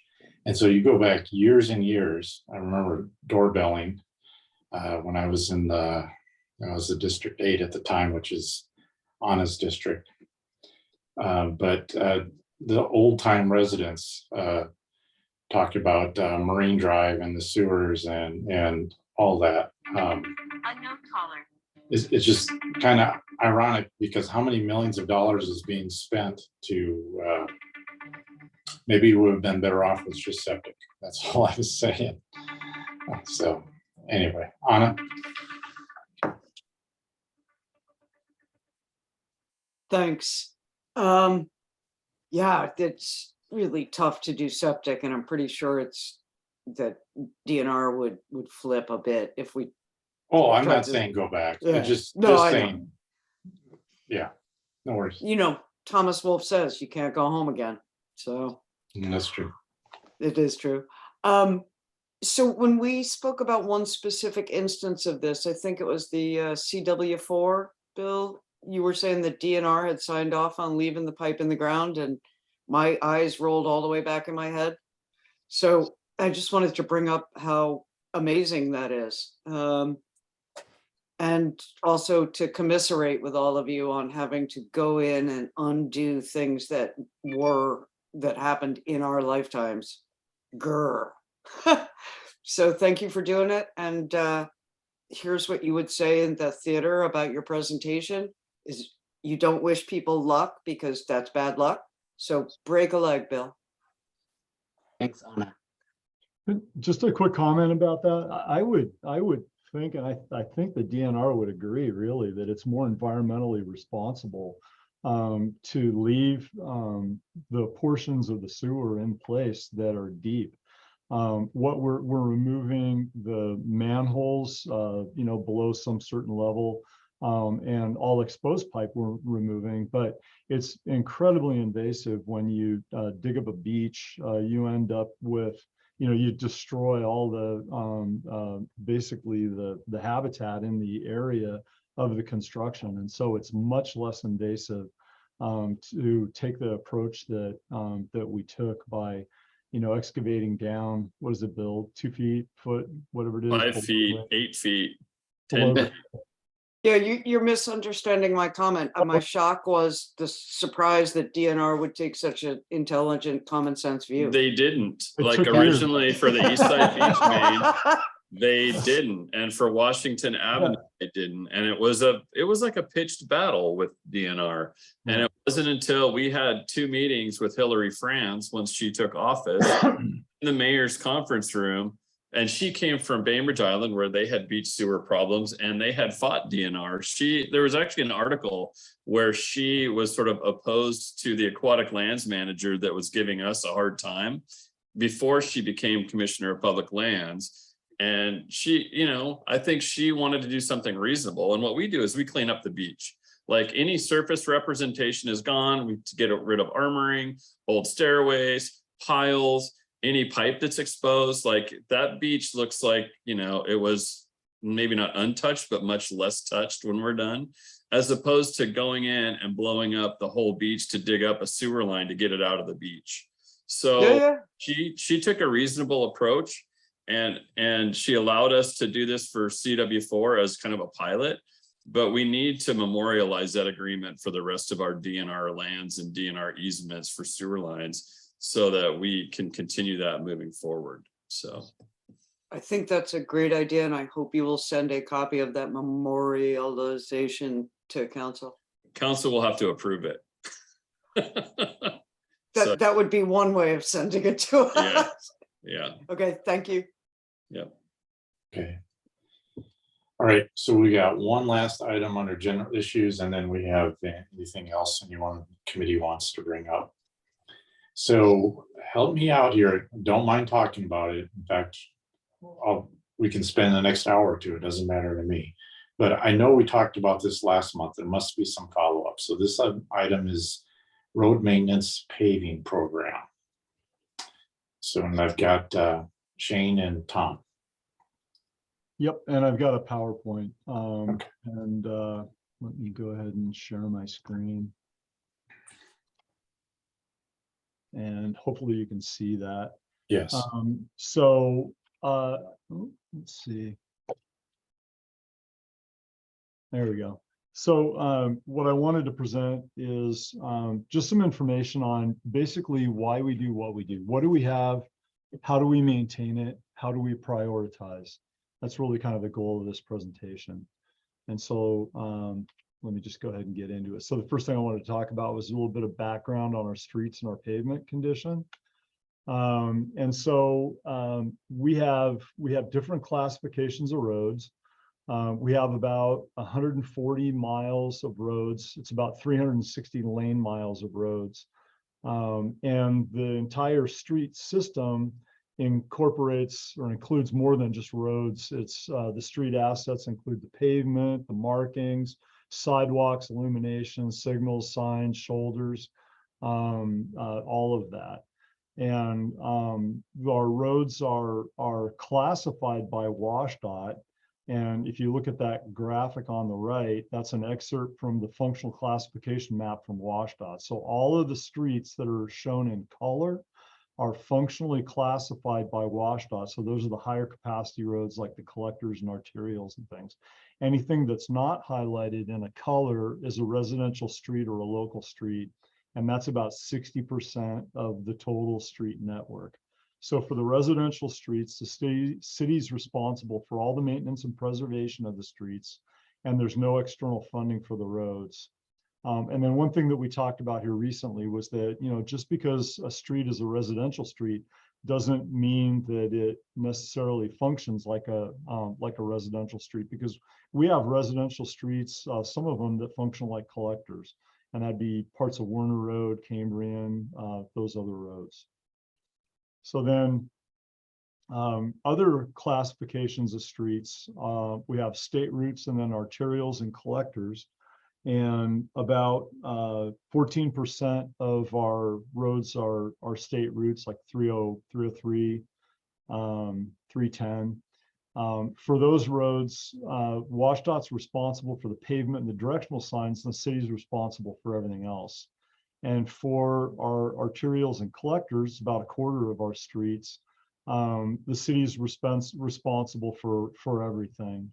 And grants are available for functionally classified roads. But one thing that I wanted to really kind of drive home is that just because a road is eligible for grant funding doesn't necessarily mean that it's going to be competitive for grant funding. Also, you know, as we talked about previously, some of the arterials and the collectors, they really look and feel like residential streets. And then I listed some examples of what those were, like Perry and Trenton and other streets. And so this is an excerpt from the IMS study that was completed in 2018. And I just really want to introduce a couple concepts. So the first one is index. So the pavement condition index is a numerical score. It's a way to quantitatively, you know, associate a number to the qualitative condition of a roadway. So a roadway with a PCI index between 85 and 100 is identified as an excellent road. And then between 70 and 85, you go down to very good and all the way down. The other concept that I wanted to introduce is backlog. And so in a well-maintained street system, your streets would be above 60, ideally above 70. As an overall pavement condition index score. And so anything that has fallen below a certain threshold is considered backlog, in that you've missed the opportunity to efficiently and cost effectively rehabilitate that roadway. And so in the IMS study, they identify that backlog as streets with a PCI value under 40. And so that's just kind of a provide you with that term. And so, and these figures and these examples are straight out of the IMS study. So just some examples of streets in various conditions. So there's a roadway on the left that's out by Port Orchard, newer development. It's an excellent road. It's got a pavement condition index of 92. There's a look at 11th Street, part of 11th Street, that has a condition of 71, so it's very good. Here's a section of 12th that has a condition index of 64, so it's classified as good. And then you get down to fair roads, 50 to 60, you start seeing, you know, cracks in the roads, a little bit more cracks in the roads. Here's a section of 6th with an index of 54. You get a little bit lower degradation, part of Naval Avenue. You're seeing some, you know, some drier pavement, some alligatoring, some, you know, examples of some localized failure. Here on Marginal Road with a PCI of 40, you get a little bit lower and you've got, you know, more widespread alligatoring, some subgrade failure examples. And then you get down to roads that are in very poor conditions, and you have, you know, very much widespread failure of the roadway. And so that's from the IMS study. IMS gave us some great data in their 2018 assessment, and the data came from driving every road in the city with a van that was outfitted with a laser road tester, so that it used that device in order to associate a block by block, again, quantitative score that is very uniform throughout the city. Previous studies that were done had people going out and looking and associating numeric values, and that was good data. But this is definitely more consistent data throughout the city. So with our great data, we got a very complicated pavement management tool, and purchased new software here this year. I'm not sure that it's come in yet, but we're securing it anyway to help us do a better job of being able to work with the data. And so from a system-wide, network-wide review of the data, what IMS found in 2018 was that overall, we have a pavement condition index of all of our streets of about 63, which is in line with the national average, and our target is to maintain our streets at 60 or greater. It degrades every year. It's constantly degrading. But that's what it was as of 2018. They identified the percentage of excellent roads in the city at about 11%, which is below the 15% target. And what they indicated is what that indicates is insufficient recent investment. They identified a backlog. Again, that's the percentage of roads in the network with a pavement condition index less than 40. They identified that backlog as 8%, which is good because the target's 12% or less, but it's increasing. And then they ran a whole series of investment management alternatives, and they came up with a recommendation for a $5.5 million annual investment in order to maintain the pavement system. Okay. And so, so that's the overall network. And then they drilled into it a bit. And I'm really going high level over the IMS, the information, just so you know, there's a lot more information there. But they provided us similar information regarding the streets on a functional classification basis. And so the principal arterials, about 8% of the network. They identified the overall condition index score at about 74, which is just excellent, and a backlog very low at 2%. And that's really to be expected because those principal arterials are roadways that we're able to secure grant funding for and do our major construction projects, our Washington Avenues, Lebo Boulevards, those sorts of roadways. Our minor arterials have an overall PCI of 61, backlog of 11, major collectors, 65, backlog of 5%. They didn't identify a backlog for our minor collectors because there's just hardly any of them. There's only 4 street segments that are minor collectors in the city. And then local streets or residential streets, the same terminology, PCI overall is 61, backlog 10%. And they didn't evaluate the alleys. And so that's really from a network basis where the street system's at. So I've got this presentation broken into sections. So I'll keep going if you like, or if you'd like to ask questions about that, I'd be happy to try to answer them. Hey, Tom, how about we go through it and then see how much time we have? Fair enough. Fair enough. Okay, so the next thing that I wanted to talk about is Real quick question on the yeah. previous slide. So what was the backlog on minor collectors? they didn't identify it. It's not Okay, in the thank you. report. Just the minor collector is Sheldon Boulevard, right on the south end of Evergreen Park. There's hardly, hardly any minor collectors in the city, just 4 street segments. Thank you. Yeah, you bet. So overview of pavement maintenance and preservation. Okay, so again, there's your PCI ranges and your descriptors of the different types of roadways. And so what is rehabilitation of those different roadways look like? And I'm not going to go through this, but in any kind of detail, but generally speaking, your roads that are in excellent shape really don't take much maintenance at all.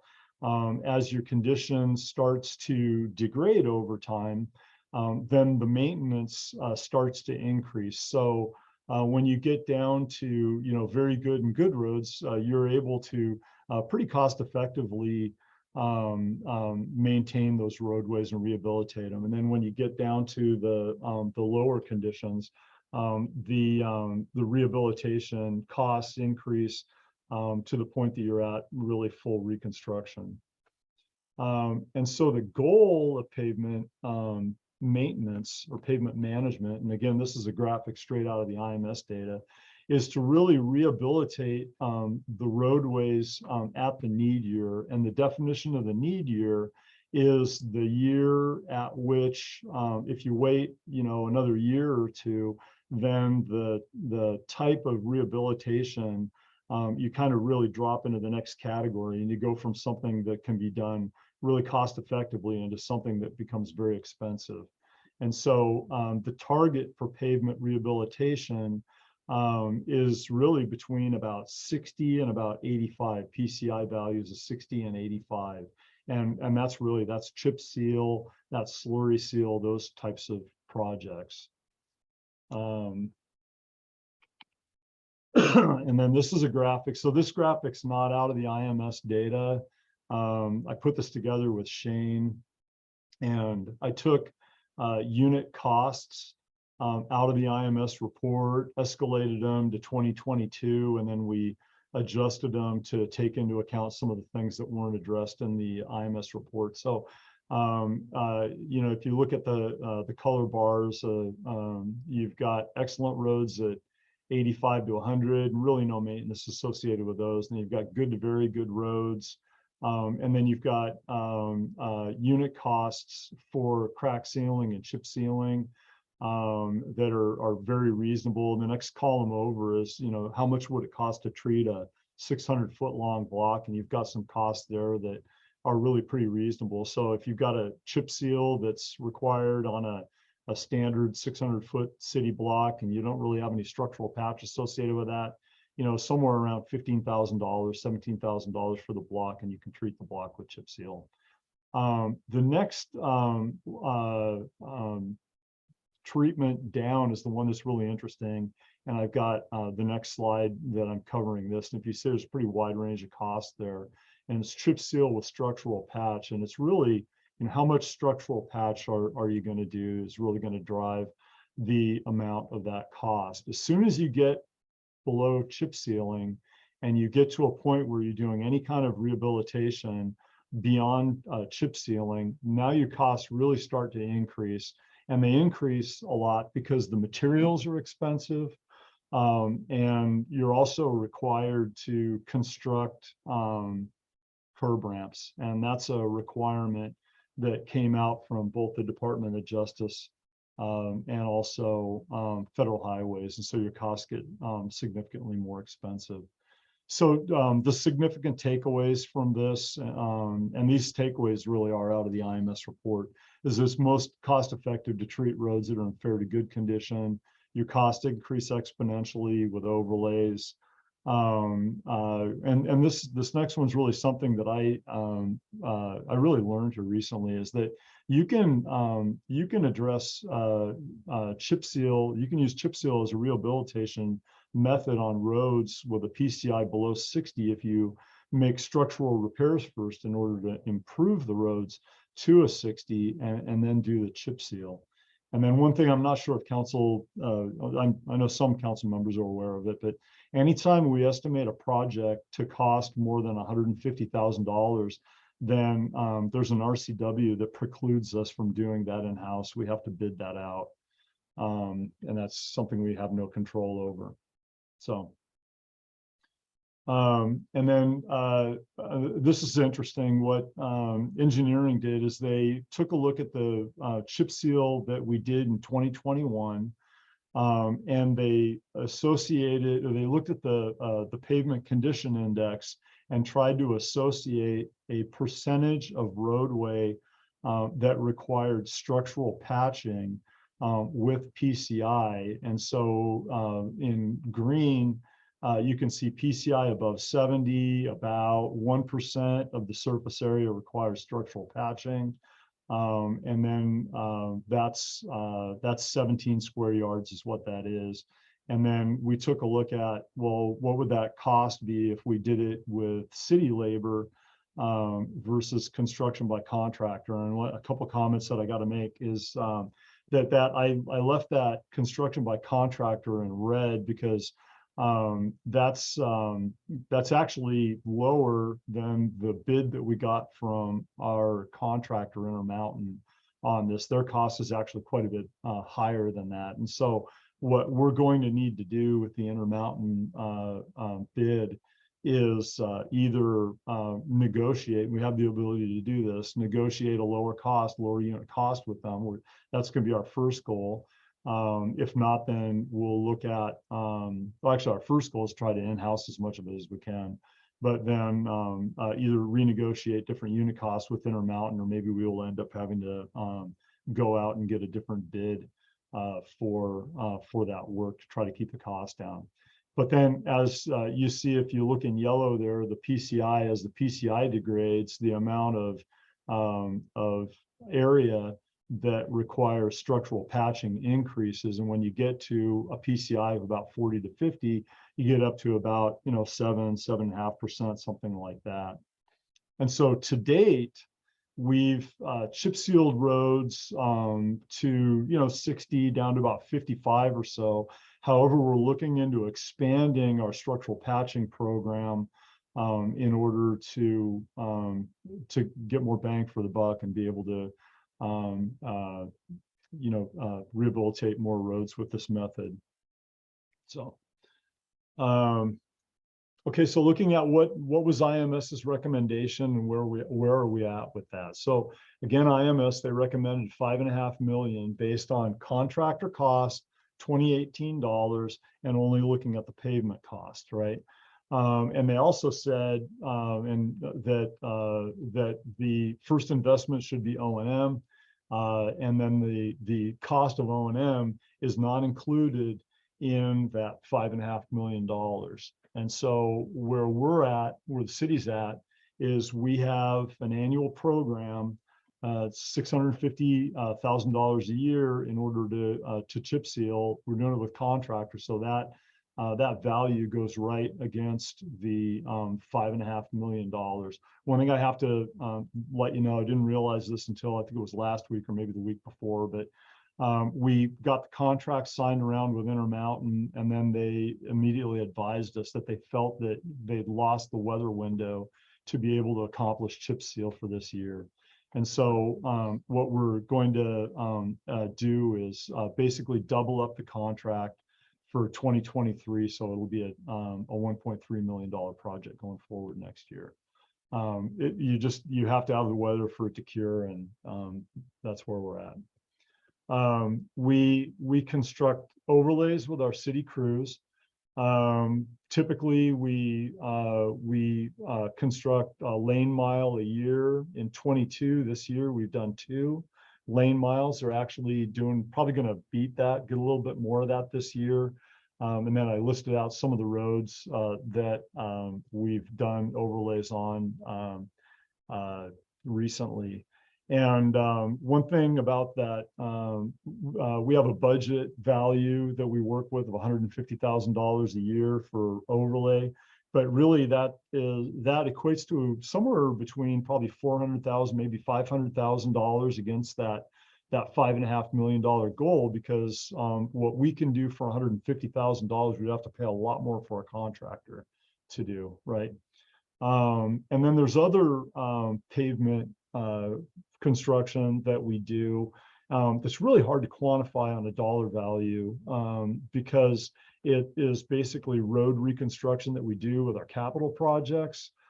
Plenty of examples of those, but then also road restoration that we do with our utility projects. And probably the best example of that is Oyster Bay Avenue right out here. We had a utility line that ran right up the middle of the road. We're not going to allow contractors or ourselves anymore to do partial lane patches. If we cut into a lane with a longitudinal utility project, then we're going to be restoring the lane. And so trying to quantify, well, how close are we to that $5.5 million a year? And it's just kind of shooting from the hip. I'd say we're probably about a third away toward meeting that recommendation, something like that. So the next thing I wanted to talk about was operations and maintenance and capital delivery, kind of how we prioritize what we do. And so there's two divisions in Public Works that deliver the street program. Engineering does all the planning and development permitting, those sorts of activities, along with the major grant-funded capital project delivery. And then Streets has the roles of O&M. They manage major maintenance projects, and they also do some construction, including some grant-funded work.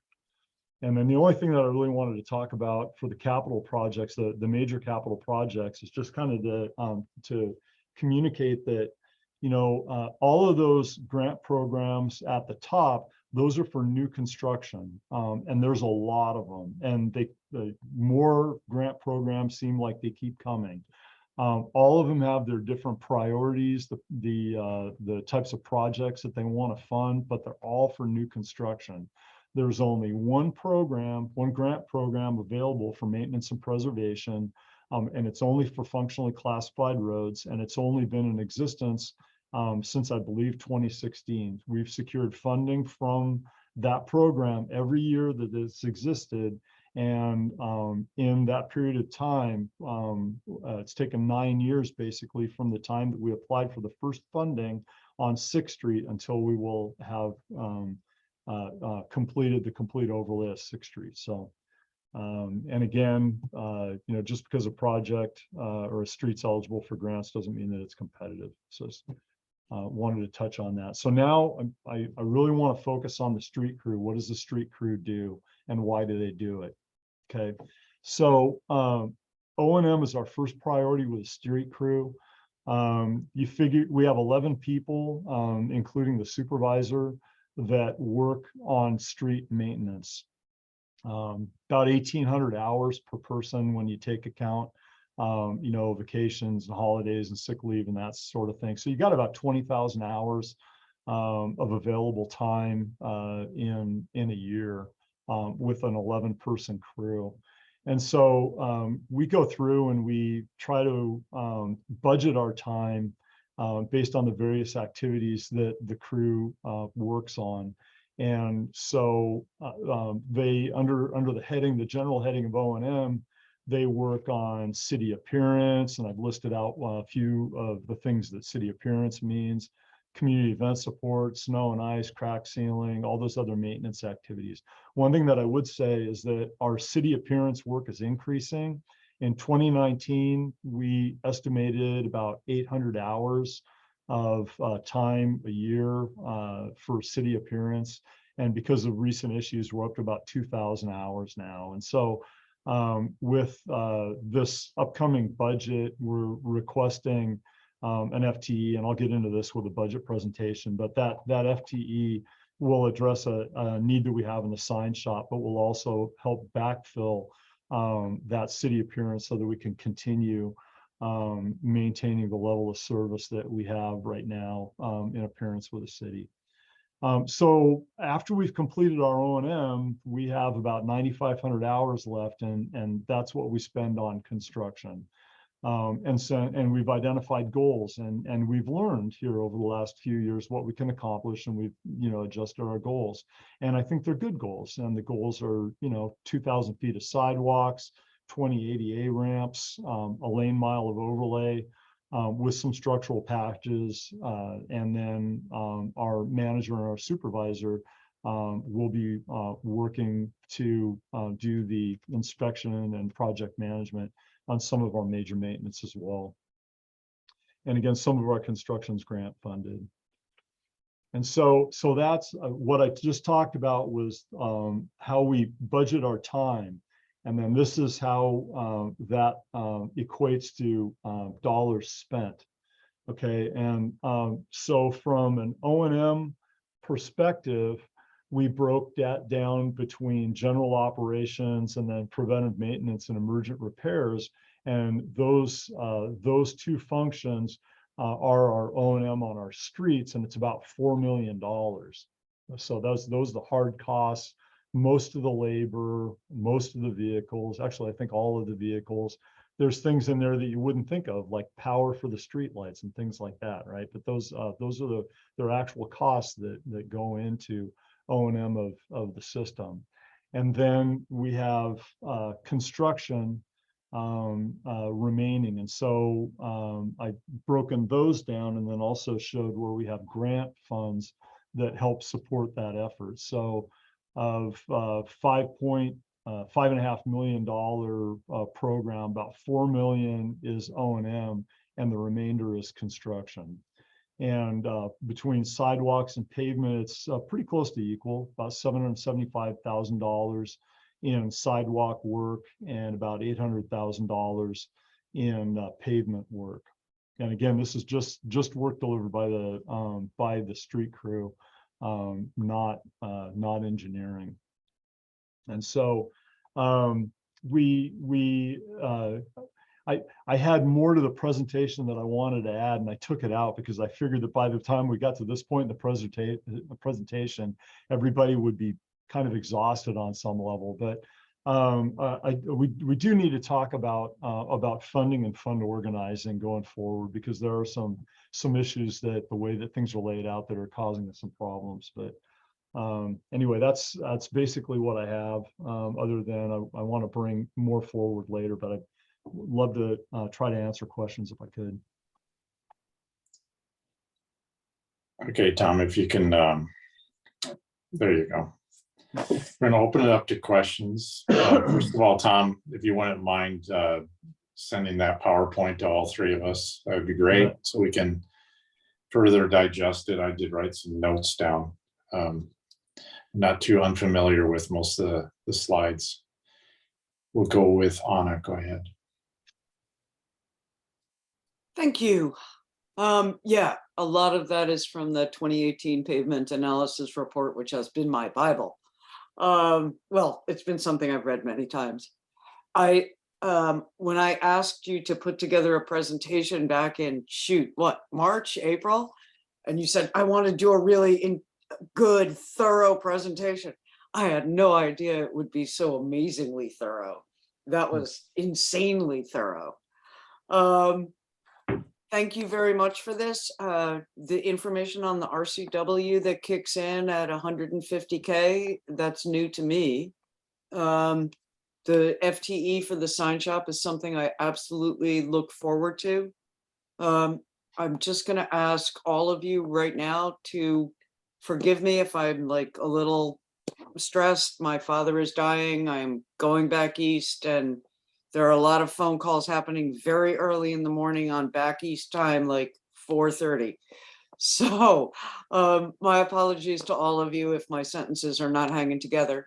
I very much look forward to seeing the PowerPoint on this. Wow, nice job. Thank you. Okay, thank you, Anna.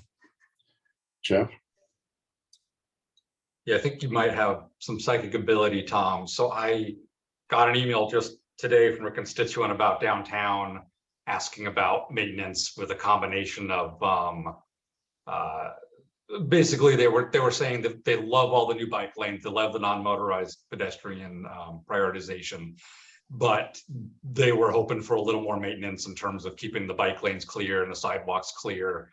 And then looking forward to, winter with I know as we've talked about before, with the gravel going on the roads and just cleaning that up off the sidewalks after, which I know is a challenge. So this is actually really, really good timing, because I was going to bring it up as an emergent issue. So yeah, this is really helpful. I think with Anna, I know there's only so much money to go around, but prioritizing kind of that maintenance and that, sorry, you called it city appearance. Is that city appearance? Yeah. No, I'm all for it. So this really helps me get back to them and let them know how it's laid out. Yeah, go for it. Boy, please, anytime a constituent reaches out and says, geez, we think you should do more of this, right? Send them right to the Bremerton One app. It really, very, very helpful in making sure that we do a good job in closing the loop and responding. So it's the best, it's a wonderful program that the city has. It really works well. Oh, perfect. Actually, I wrote back to him today saying, hey, I'll bring it up at Public Works. But I also said, hey, here's the the web app, the Android, the Apple, the email, and the phone number. So 5 ways. So yes, please report these. So no, excellent. Yeah. The other question this kind of ties in was the marking. So, and they were asking about both, I think both sidewalk, crosswalk and, traffic lane markings. So we have that new per unit contract in place, and from my understanding, that was going to hopefully expedite some of the markings, but is it going to kind of increase the rate at which markings across the city are refreshed? Or is that something else that we need to kind of sink some additional maintenance money into? I'm gonna, Shane, if you could maybe try to field that one, I think it'd be helpful. Yeah, so so the contract that we took forward is a multi-year contract that will allow us the ability to work with the contractor to streamline how we prepare the scope of work for future years. But we have a certain amount of budget that we're dealing with. And although that we can streamline some of those internal processes, those administration processes by working with the contractor that way, we still are working with the same budget. And so we will pick and maintain as much as we can with the budget, and that's what we can do with that. So, and so I don't think it's necessarily putting down more or getting more done within it. It's but it does allow us to streamline how we go about contracting and working with the contractor, get them on board faster and getting the work done within the summer when they have the best weather, which I guess that will have a good effect of getting more done in a short period of time because they have good weather to do that. So that will be a consequence of that action. Cool. That makes sense. Cool. Thanks, Shane. That's helpful to send back to him. Sorry, I had another question there.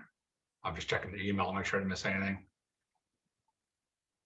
No, I think that's it. I mean, and their focus was, downtown core with more people coming through.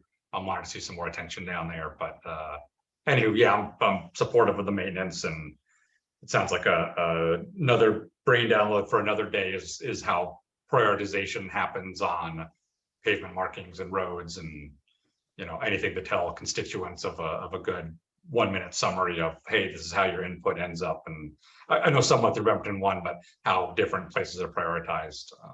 A different conversation for another day.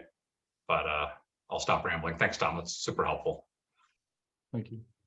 Okay, Tom. So I have a few questions. So going back about 10 years ago, the council started with providing additional money to local street funds, namely stormwater utility tax got dumped into that fund.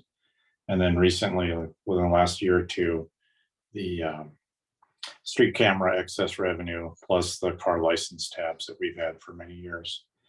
And once we started getting all that additional funds in, if I recall correctly, maybe 8 years ago now, it was determined that we could hire 4 additional FTE for streets and sidewalks. Does that sound correct? Something Yep. like that. Yep. And then I was looking at your slide. And so when I looked at 11 people for O&M, that includes those 4 street FTE, right? Additional. Mhm. And at the time, we also okayed the purchase of I want to say a truck and a small loader or something for local street work too. Anyway, the reason I'm asking is I'm trying to figure out, and I just kind of like to pick your brain and Shane's too. If we found money in the budget to hire an additional FTE, there must be a magic number for doing street and sidewalk work. I assume there is a certain number that you hire an additional. So you don't go 1 more, you got to go 4 more. Is there a magic number? And along with that, are there additional equipment needs that the city would need to do more street work? In other words, do we have the equipment, and throw aside that $150,000 thing, we'll get into that in a little bit, to do a full reconstruction in-house, throw the money cost aside. Do we have the equipment to be able to do that? Or what's the bottom line? Can we do overlays? Does that have to be contracted out? Is it just the road repair and then the chip seal, or what's our line here? it's labor is the biggest thing. We're labor constrained. And then as soon as you start doing overlays, we burn through money fast when we do overlays. And I can't remember what the dollar value. I see Dave's on here, and I got to tell you, this was a 35 slide presentation initially, and I cut it down. I kept cutting it down, trying to simplify it. But we have we're still working on the 23 budget. We anticipate a request for $100,000 to be able to buy a new paver because we have an existing paver. It works, it just doesn't work that great. And we feel like we could do a better product and be more efficient with material with a new paver and a trailer. And we have some reserve funds. It's actually scheduled to be replaced, Dave, what, like 28 or something like that. It's a few years. The trailer? No, the paver. I think the paver was scheduled for 23. If I is that what it was? right. Oh, okay. Yeah. But anyway, there's a gap of $100,000 that we're going to be requesting for a new paver, which will help us do a more quality work. As far as other equipment goes, I think we have a request in the budget for a new roller. And we really need two. We can get by with rental on the second one, we believe. Honestly, it's labor is what Okay. That's where we're at. So I appreciate you being on the call, Dave. I didn't know and I apologize, you're hanging around all this time. So I've been hanging here all night. that question, so that answered my question. So I'm glad you're here, but let me ask the next question then. Is that, so the $150,000. So in my other world, there's this concept called structuring, and that's where you break transactions to get below a reporting limit. For reconstruction of a road, it seems like you would easily go over that 150,000. Can you break these projects into smaller sections, or how does that work? Because right now, what you're telling me right now is you can't do a road reconstruction because for that 600 feet, it's going to be way over 150,000 if you do it in-house. So that is correct. We can do they call it bid splitting, and it's illegal when you take a larger project and you take it in intentionally into bite-sized pieces. You're not allowed to do that. You're not supposed to do that. Okay. And we push the envelope of that as hard as we can, just to be honest with you. Yeah, it's I think it was like $35,000, 20 years ago. It's up to $150,000. It'd be nice if they would increase that again. Okay. And Dave, you said that's correct. So basically, not holding you to this, but basically we can't do streets less than probably a PCI pavement condition index of less than 40 effectively because of this limitation. So we think, hang on, Dave, sorry, I get really excited about this. I got to tell you. So honestly, that's why we want to get into structural patching and chip seal. And it's not, you can't do it on every road.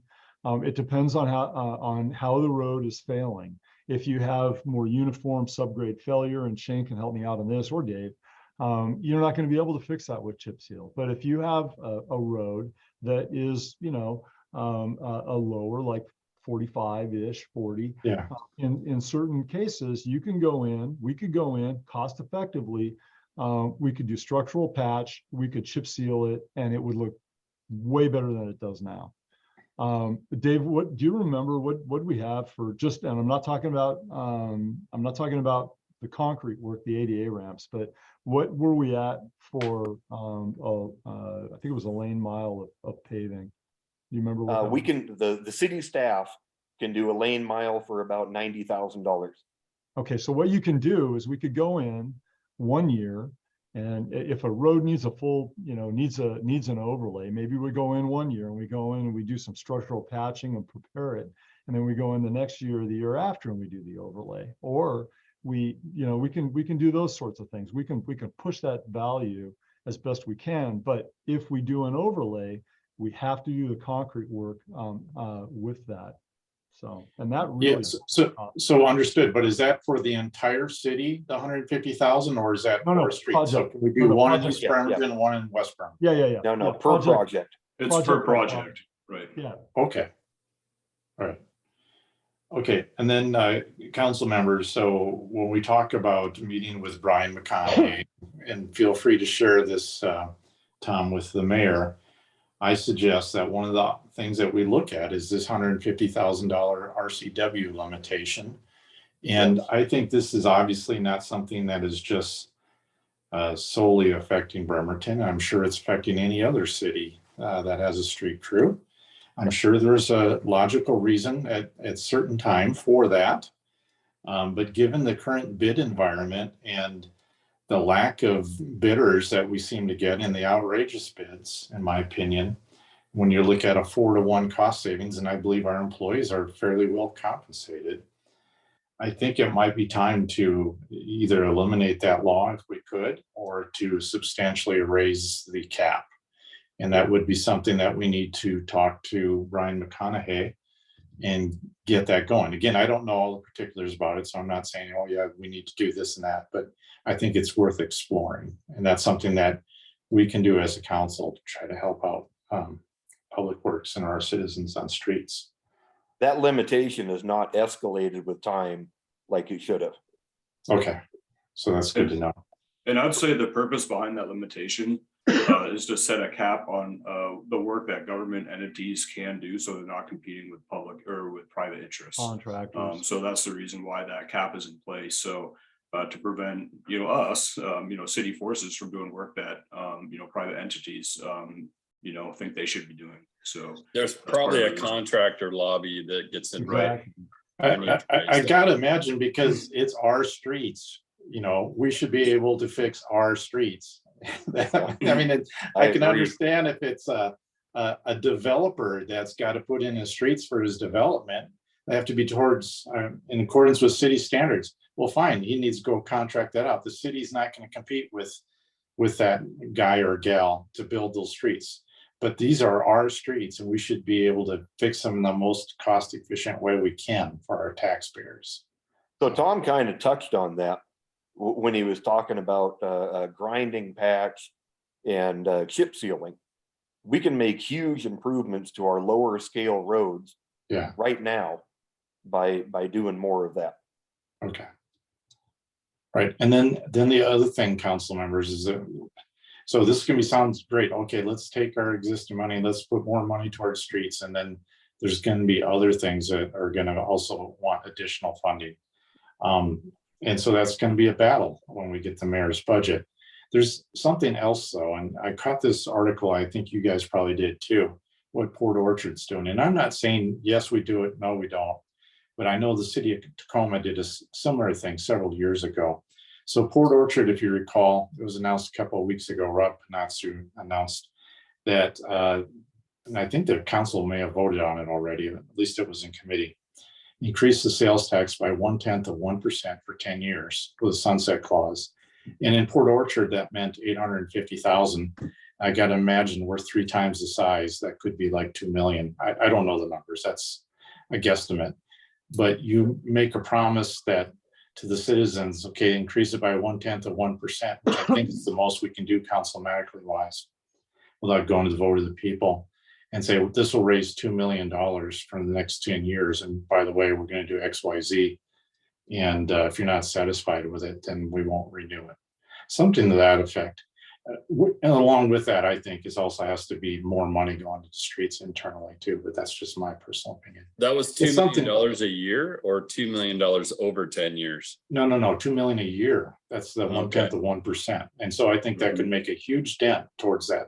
I believe the number's high. Sorry, Tom. I believe the number's higher than 5.5 million. It is. So, It was in 2018 dollars. That's what it was. So yeah. So I remember going back many years ago in a different study, but the talk was 6 million a year. So yeah, we all know how that goes. So those are just my notes. I'm for increasing FTEs for our street crews. I'm excited about what you mentioned, Tom, about doing the patches and doing the chip seal after you do the patches to fix those roads that are 45 to to 50 to 60, but we still are going to need to raise more revenue. Maybe see if we can get that $150,000 limit increased at least, but we need to actually devote money towards the roads that are well below 40, because they have no hope of getting fixed under our current plan, none whatsoever. And we need to have some hope, or those roads turn to dirt. And that's a policy decision by not doing anything. That's saying, let them go to dirt. So, Anna? Thank you, Eric. One possible source of revenue is a new legislation passed by the state in July, which enables red light cameras or speed cameras as well, not just in school zones, but in park zones and around walk areas. I might not have the exact language, but basically each elementary school is required to define where kids in the neighborhoods walk to school buses, and to protect them with traffic calming and speed cameras. We already have the red light cameras. That revenue goes to the residential street funds, does it not? Yes. Yeah. Excess revenue, yes. Mhm. Yeah, well, yeah, the profit, Transcap, as it were. Transcap, there's no residential street fund. Right, but there's an accounting within that, yes, you're right, technically, Tom, I believe, but there's a separate accounting for the residential. It No, doesn't we- matter. It goes to streets. Yeah. Exactly. So that is a possible revenue source. It's very recent. Okay. So I'm just tossing that in there. All right. Thank you. Sure. All right. That was a pretty good presentation. Thank you, Tom. Thank you, Dave, for staying so late. And I don't, oh, wait, you're going to stay on, aren't you? Because you know what I'm going to bring up. Hang on. Okay. Okay, I gotta get Emerging items. And so since we can maybe get Dave off, let me go first, please. And that is, Tom, you got the heads up. You guys saw the email, went to the mayor as well. So you did a chip seal project on Dockside probably a month or so ago. I've received some emails, some complaints about it, and I got another one. After they were assured, the residents, that, and I know how chip sealing works, I've seen it. And you got the residue and all that stuff, and then people drive on it, and then you got the sweeper coming by. But for whatever reason, I think I forwarded the photos, or you've seen the photos, at least Tom has. They're not happy with the job. So I'll let you take it away. Maybe, I assume you've been out there to look at it, Dave. many times. Yeah, so what's the city side of the story? Tom, do you want to step in, or do you want me to handle this? Wow, that's tempting. Yeah. I'm just Yeah, gonna why don't you go interrupt. ahead and go, and Hang- then I'll. Tom. Yep. Tom, can you hang on just 1 second? Yep. Guys, I really have to go. So thank you very much for this. I'm sorry to leave the meeting early, but let me know if I can be of use down the line. Sure, no Okay. worries, take care. All right. My Okay. condolences, Counselor. Sorry about that. So we used the best preservation maintenance that was appropriate for that neighborhood. There was the first time we used that preservation type in a area like that, and we definitely learned some stuff. Dockside is, as you know, has a lot of hills, has a lot of cul-de-sacs, and the road contours from the main road into cul-de-sacs presented a challenge. I thought the contractor did exactly what they were supposed to do.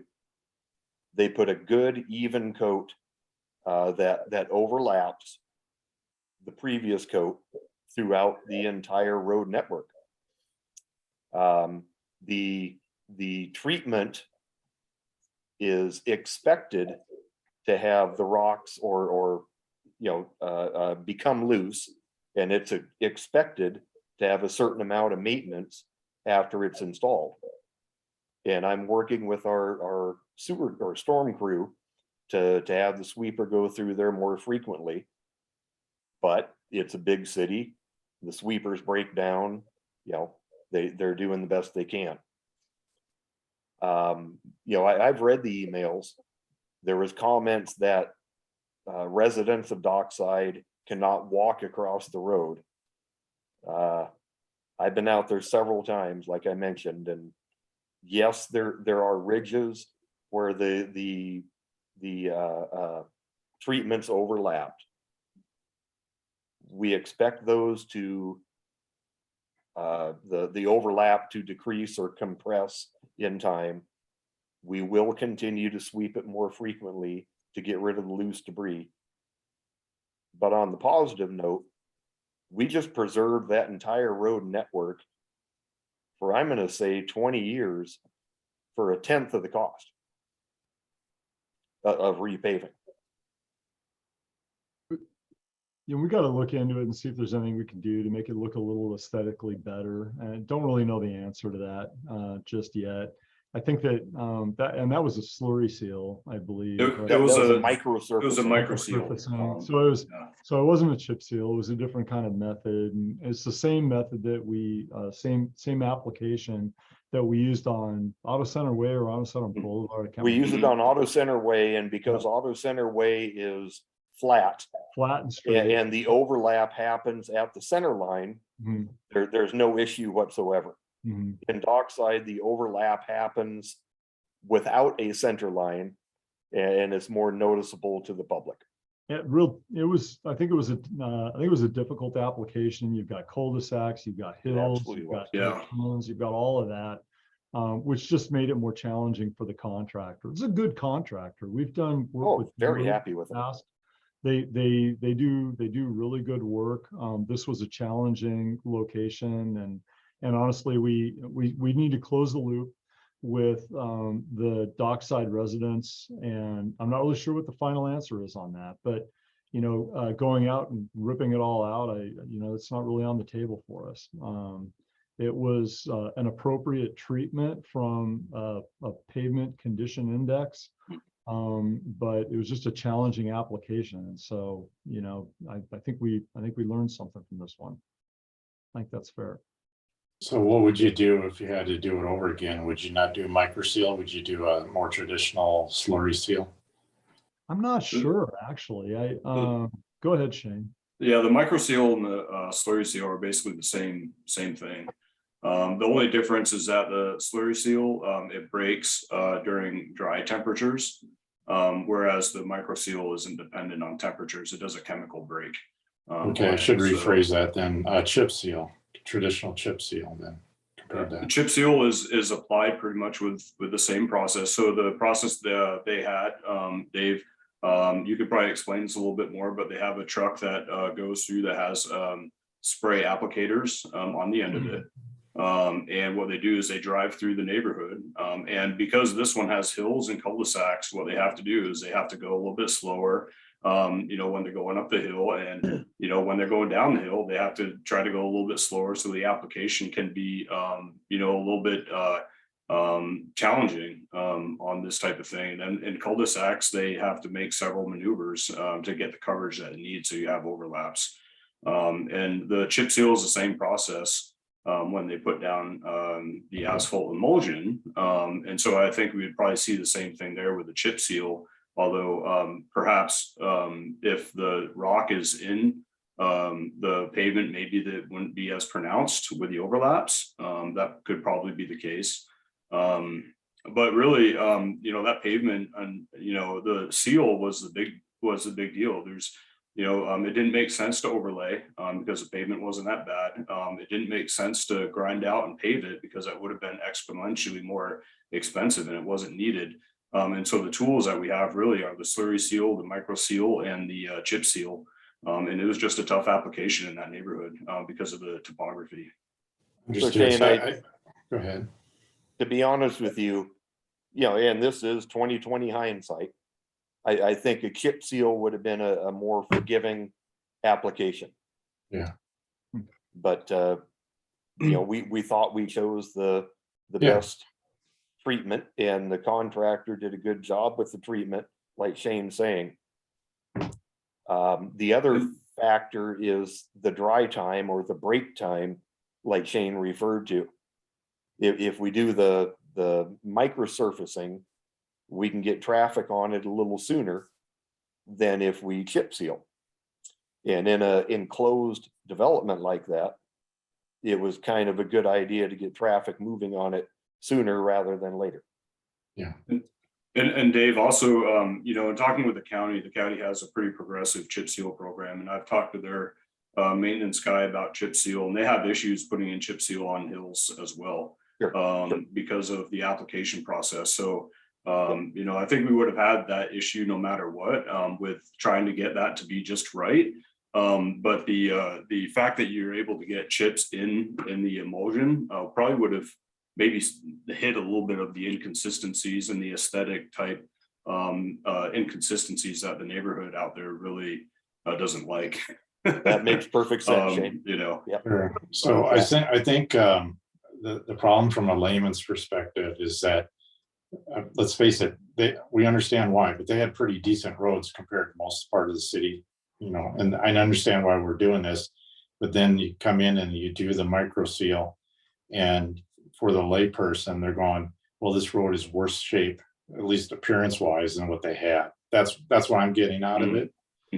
And so maybe it's on the communication part of what you should expect going forward. I don't know how we repair this. I think we need to talk to people and explain the situation kind of like we've done here.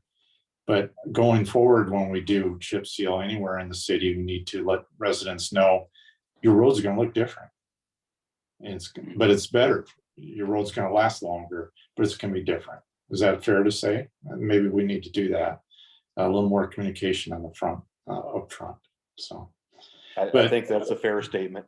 Okay. I would definitely like to see if there's any particular area. I am not for redoing the whole street, but if there's anywhere some real big glaring trouble spots, if there's anything that our crews could do to make it a little better, I don't know if there is, but if there is a possibility, I would appreciate it if we could. We're looking into it. We're looking into it, and we definitely need to. We haven't had a chance to really close the loop with the community yet, and we just, you know, yeah, we're not ready to close the book on this for sure. Okay. Right. I've Okay, got an that's- email into the contractor asking for any possible advice they would have in this situation. I was hoping to get an answer today. I did not. Okay. All right, Jeff. I'll say there's another emergent item. You got, Sure. I heard Yeah, about the I think we're bicyclist as done well. with the Yeah. road thing. So go ahead, Jeff. No. So I'm on this. It was an emergent item I was going to bring up, was I heard from a bicyclist on this segment of road as well. Oh, okay. It's not my district, but Yeah. I just wanted to add that I think they're concerned with some of the big rocks in the bike lane itself. So I'm not sure what other emails might have been sent, but I think that's a good idea. If there's any glaring ones, especially the bike lane, that could just be quickly knocked out. I don't know. Harlow, are you on Harlow, or where's is the concern inside dockside? Where's the bike? Where's the bike? It was lane? dockside between Widgeon and Cormont. I'm not familiar with the area. Oh wait, Osprey Road. We have a stripe. There is no bike lane. Yeah.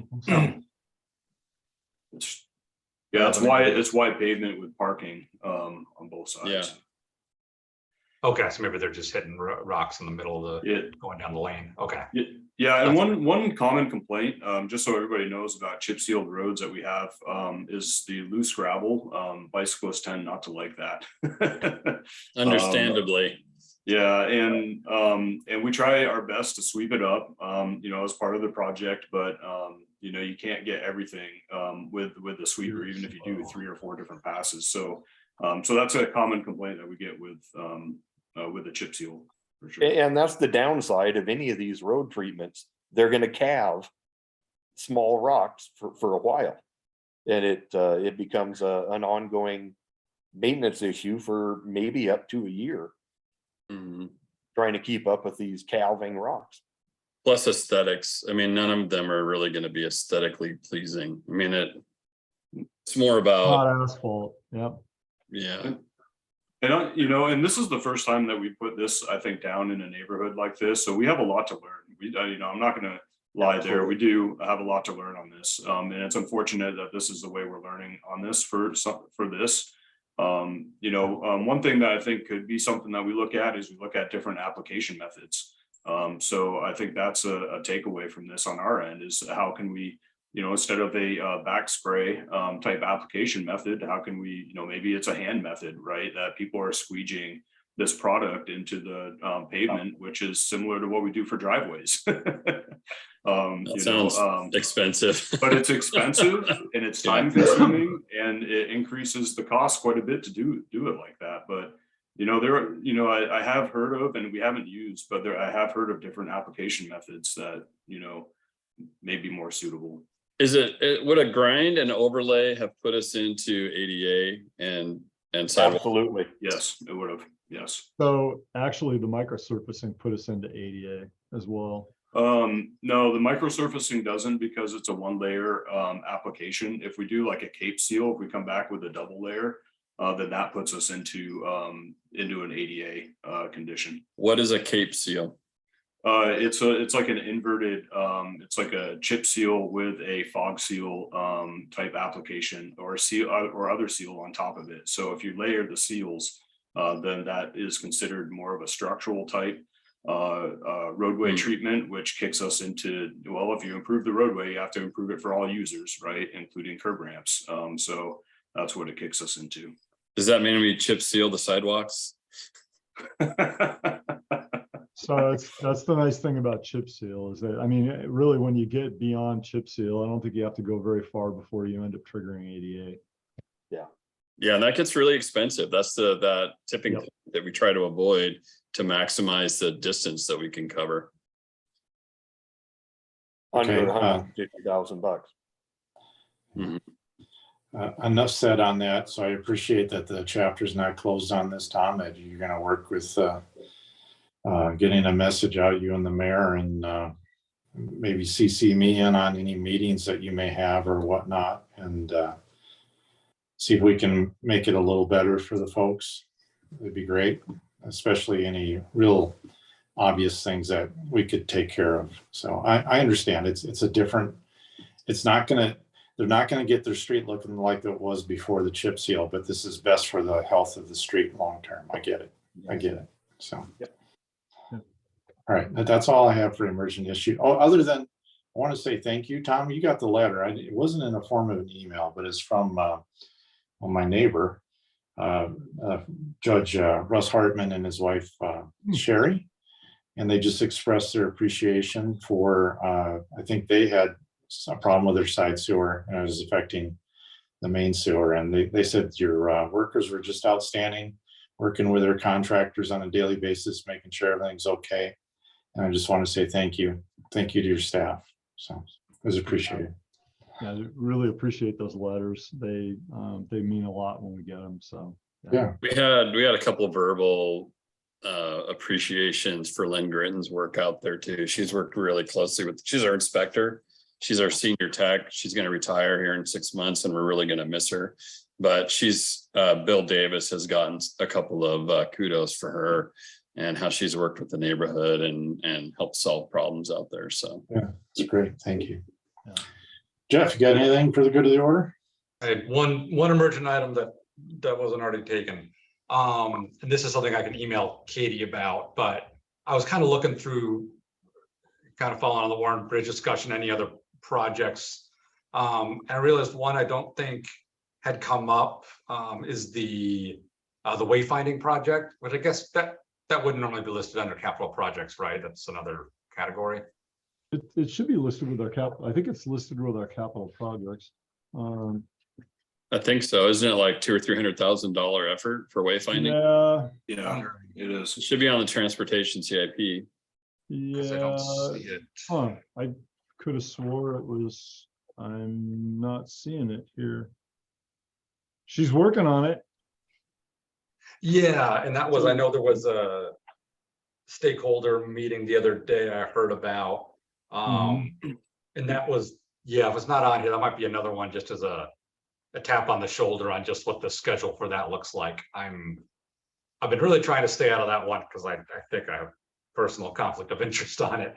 So I don't want to obviously dive in or micromanage or anything, but I think it might help just getting random questions from people. If there's just what steps are Yeah, in the future. I'm requesting that we get it on the list with a project update going forward. So we can totally do that. Does it have a project webpage? You know? Thought it did, actually. That's a good point. Let me Google. Yes.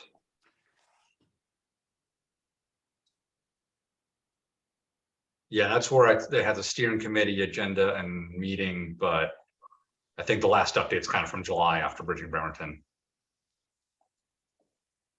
But another one where it might be good to kind of lay out of if you know here's where we're narrowing down the design, you know, here's where we're narrowing down the design, here's where it's going to be final, the stages.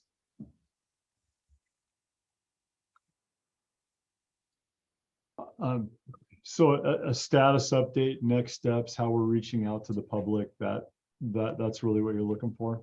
Yeah, I just realized Yeah. someone had mentioned, I realized I couldn't really explain when the different decision gates. You know, Jeff, I don't want to put an arrow through the wayfinding project, but I was on the city's Facebook page the other day, and I saw one comment, you probably saw it. It's like, why are you spending money on wayfinding? And they want to just spend it on roads. And they said, because everybody uses their cell phone to look up things anyways. So I don't want to be negative on that, but here's the thought I have is there a way to optimize, you know what I'm saying, electronically, because everybody's using their phone for everything, for wayfinding. Is there a way, in addition maybe to signs, to some type of optimization so that the city becomes, it's easy, you know what I'm saying? Yeah, do a search. personally, I Kids love have that. history museum, and then there's I don't know, without even knowing. I guess the whole point maybe of the wayfinding signs, it gives you ideas of things you're not even looking for in your phone.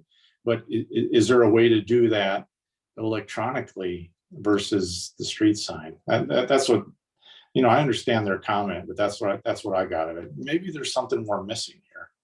No, So. personally, I like both, and I think that input's been received. I remember from watching past meetings, but I mean, currently there are like QR codes when you get off the ferry that has a map online. So I would be shocked if that's not being considered. Okay. Sorry, Tom, you got your hand up. You may No, we'll do a project update next month. That sounds good. Yeah. Finding. Just another one I want to make sure I wasn't lost on.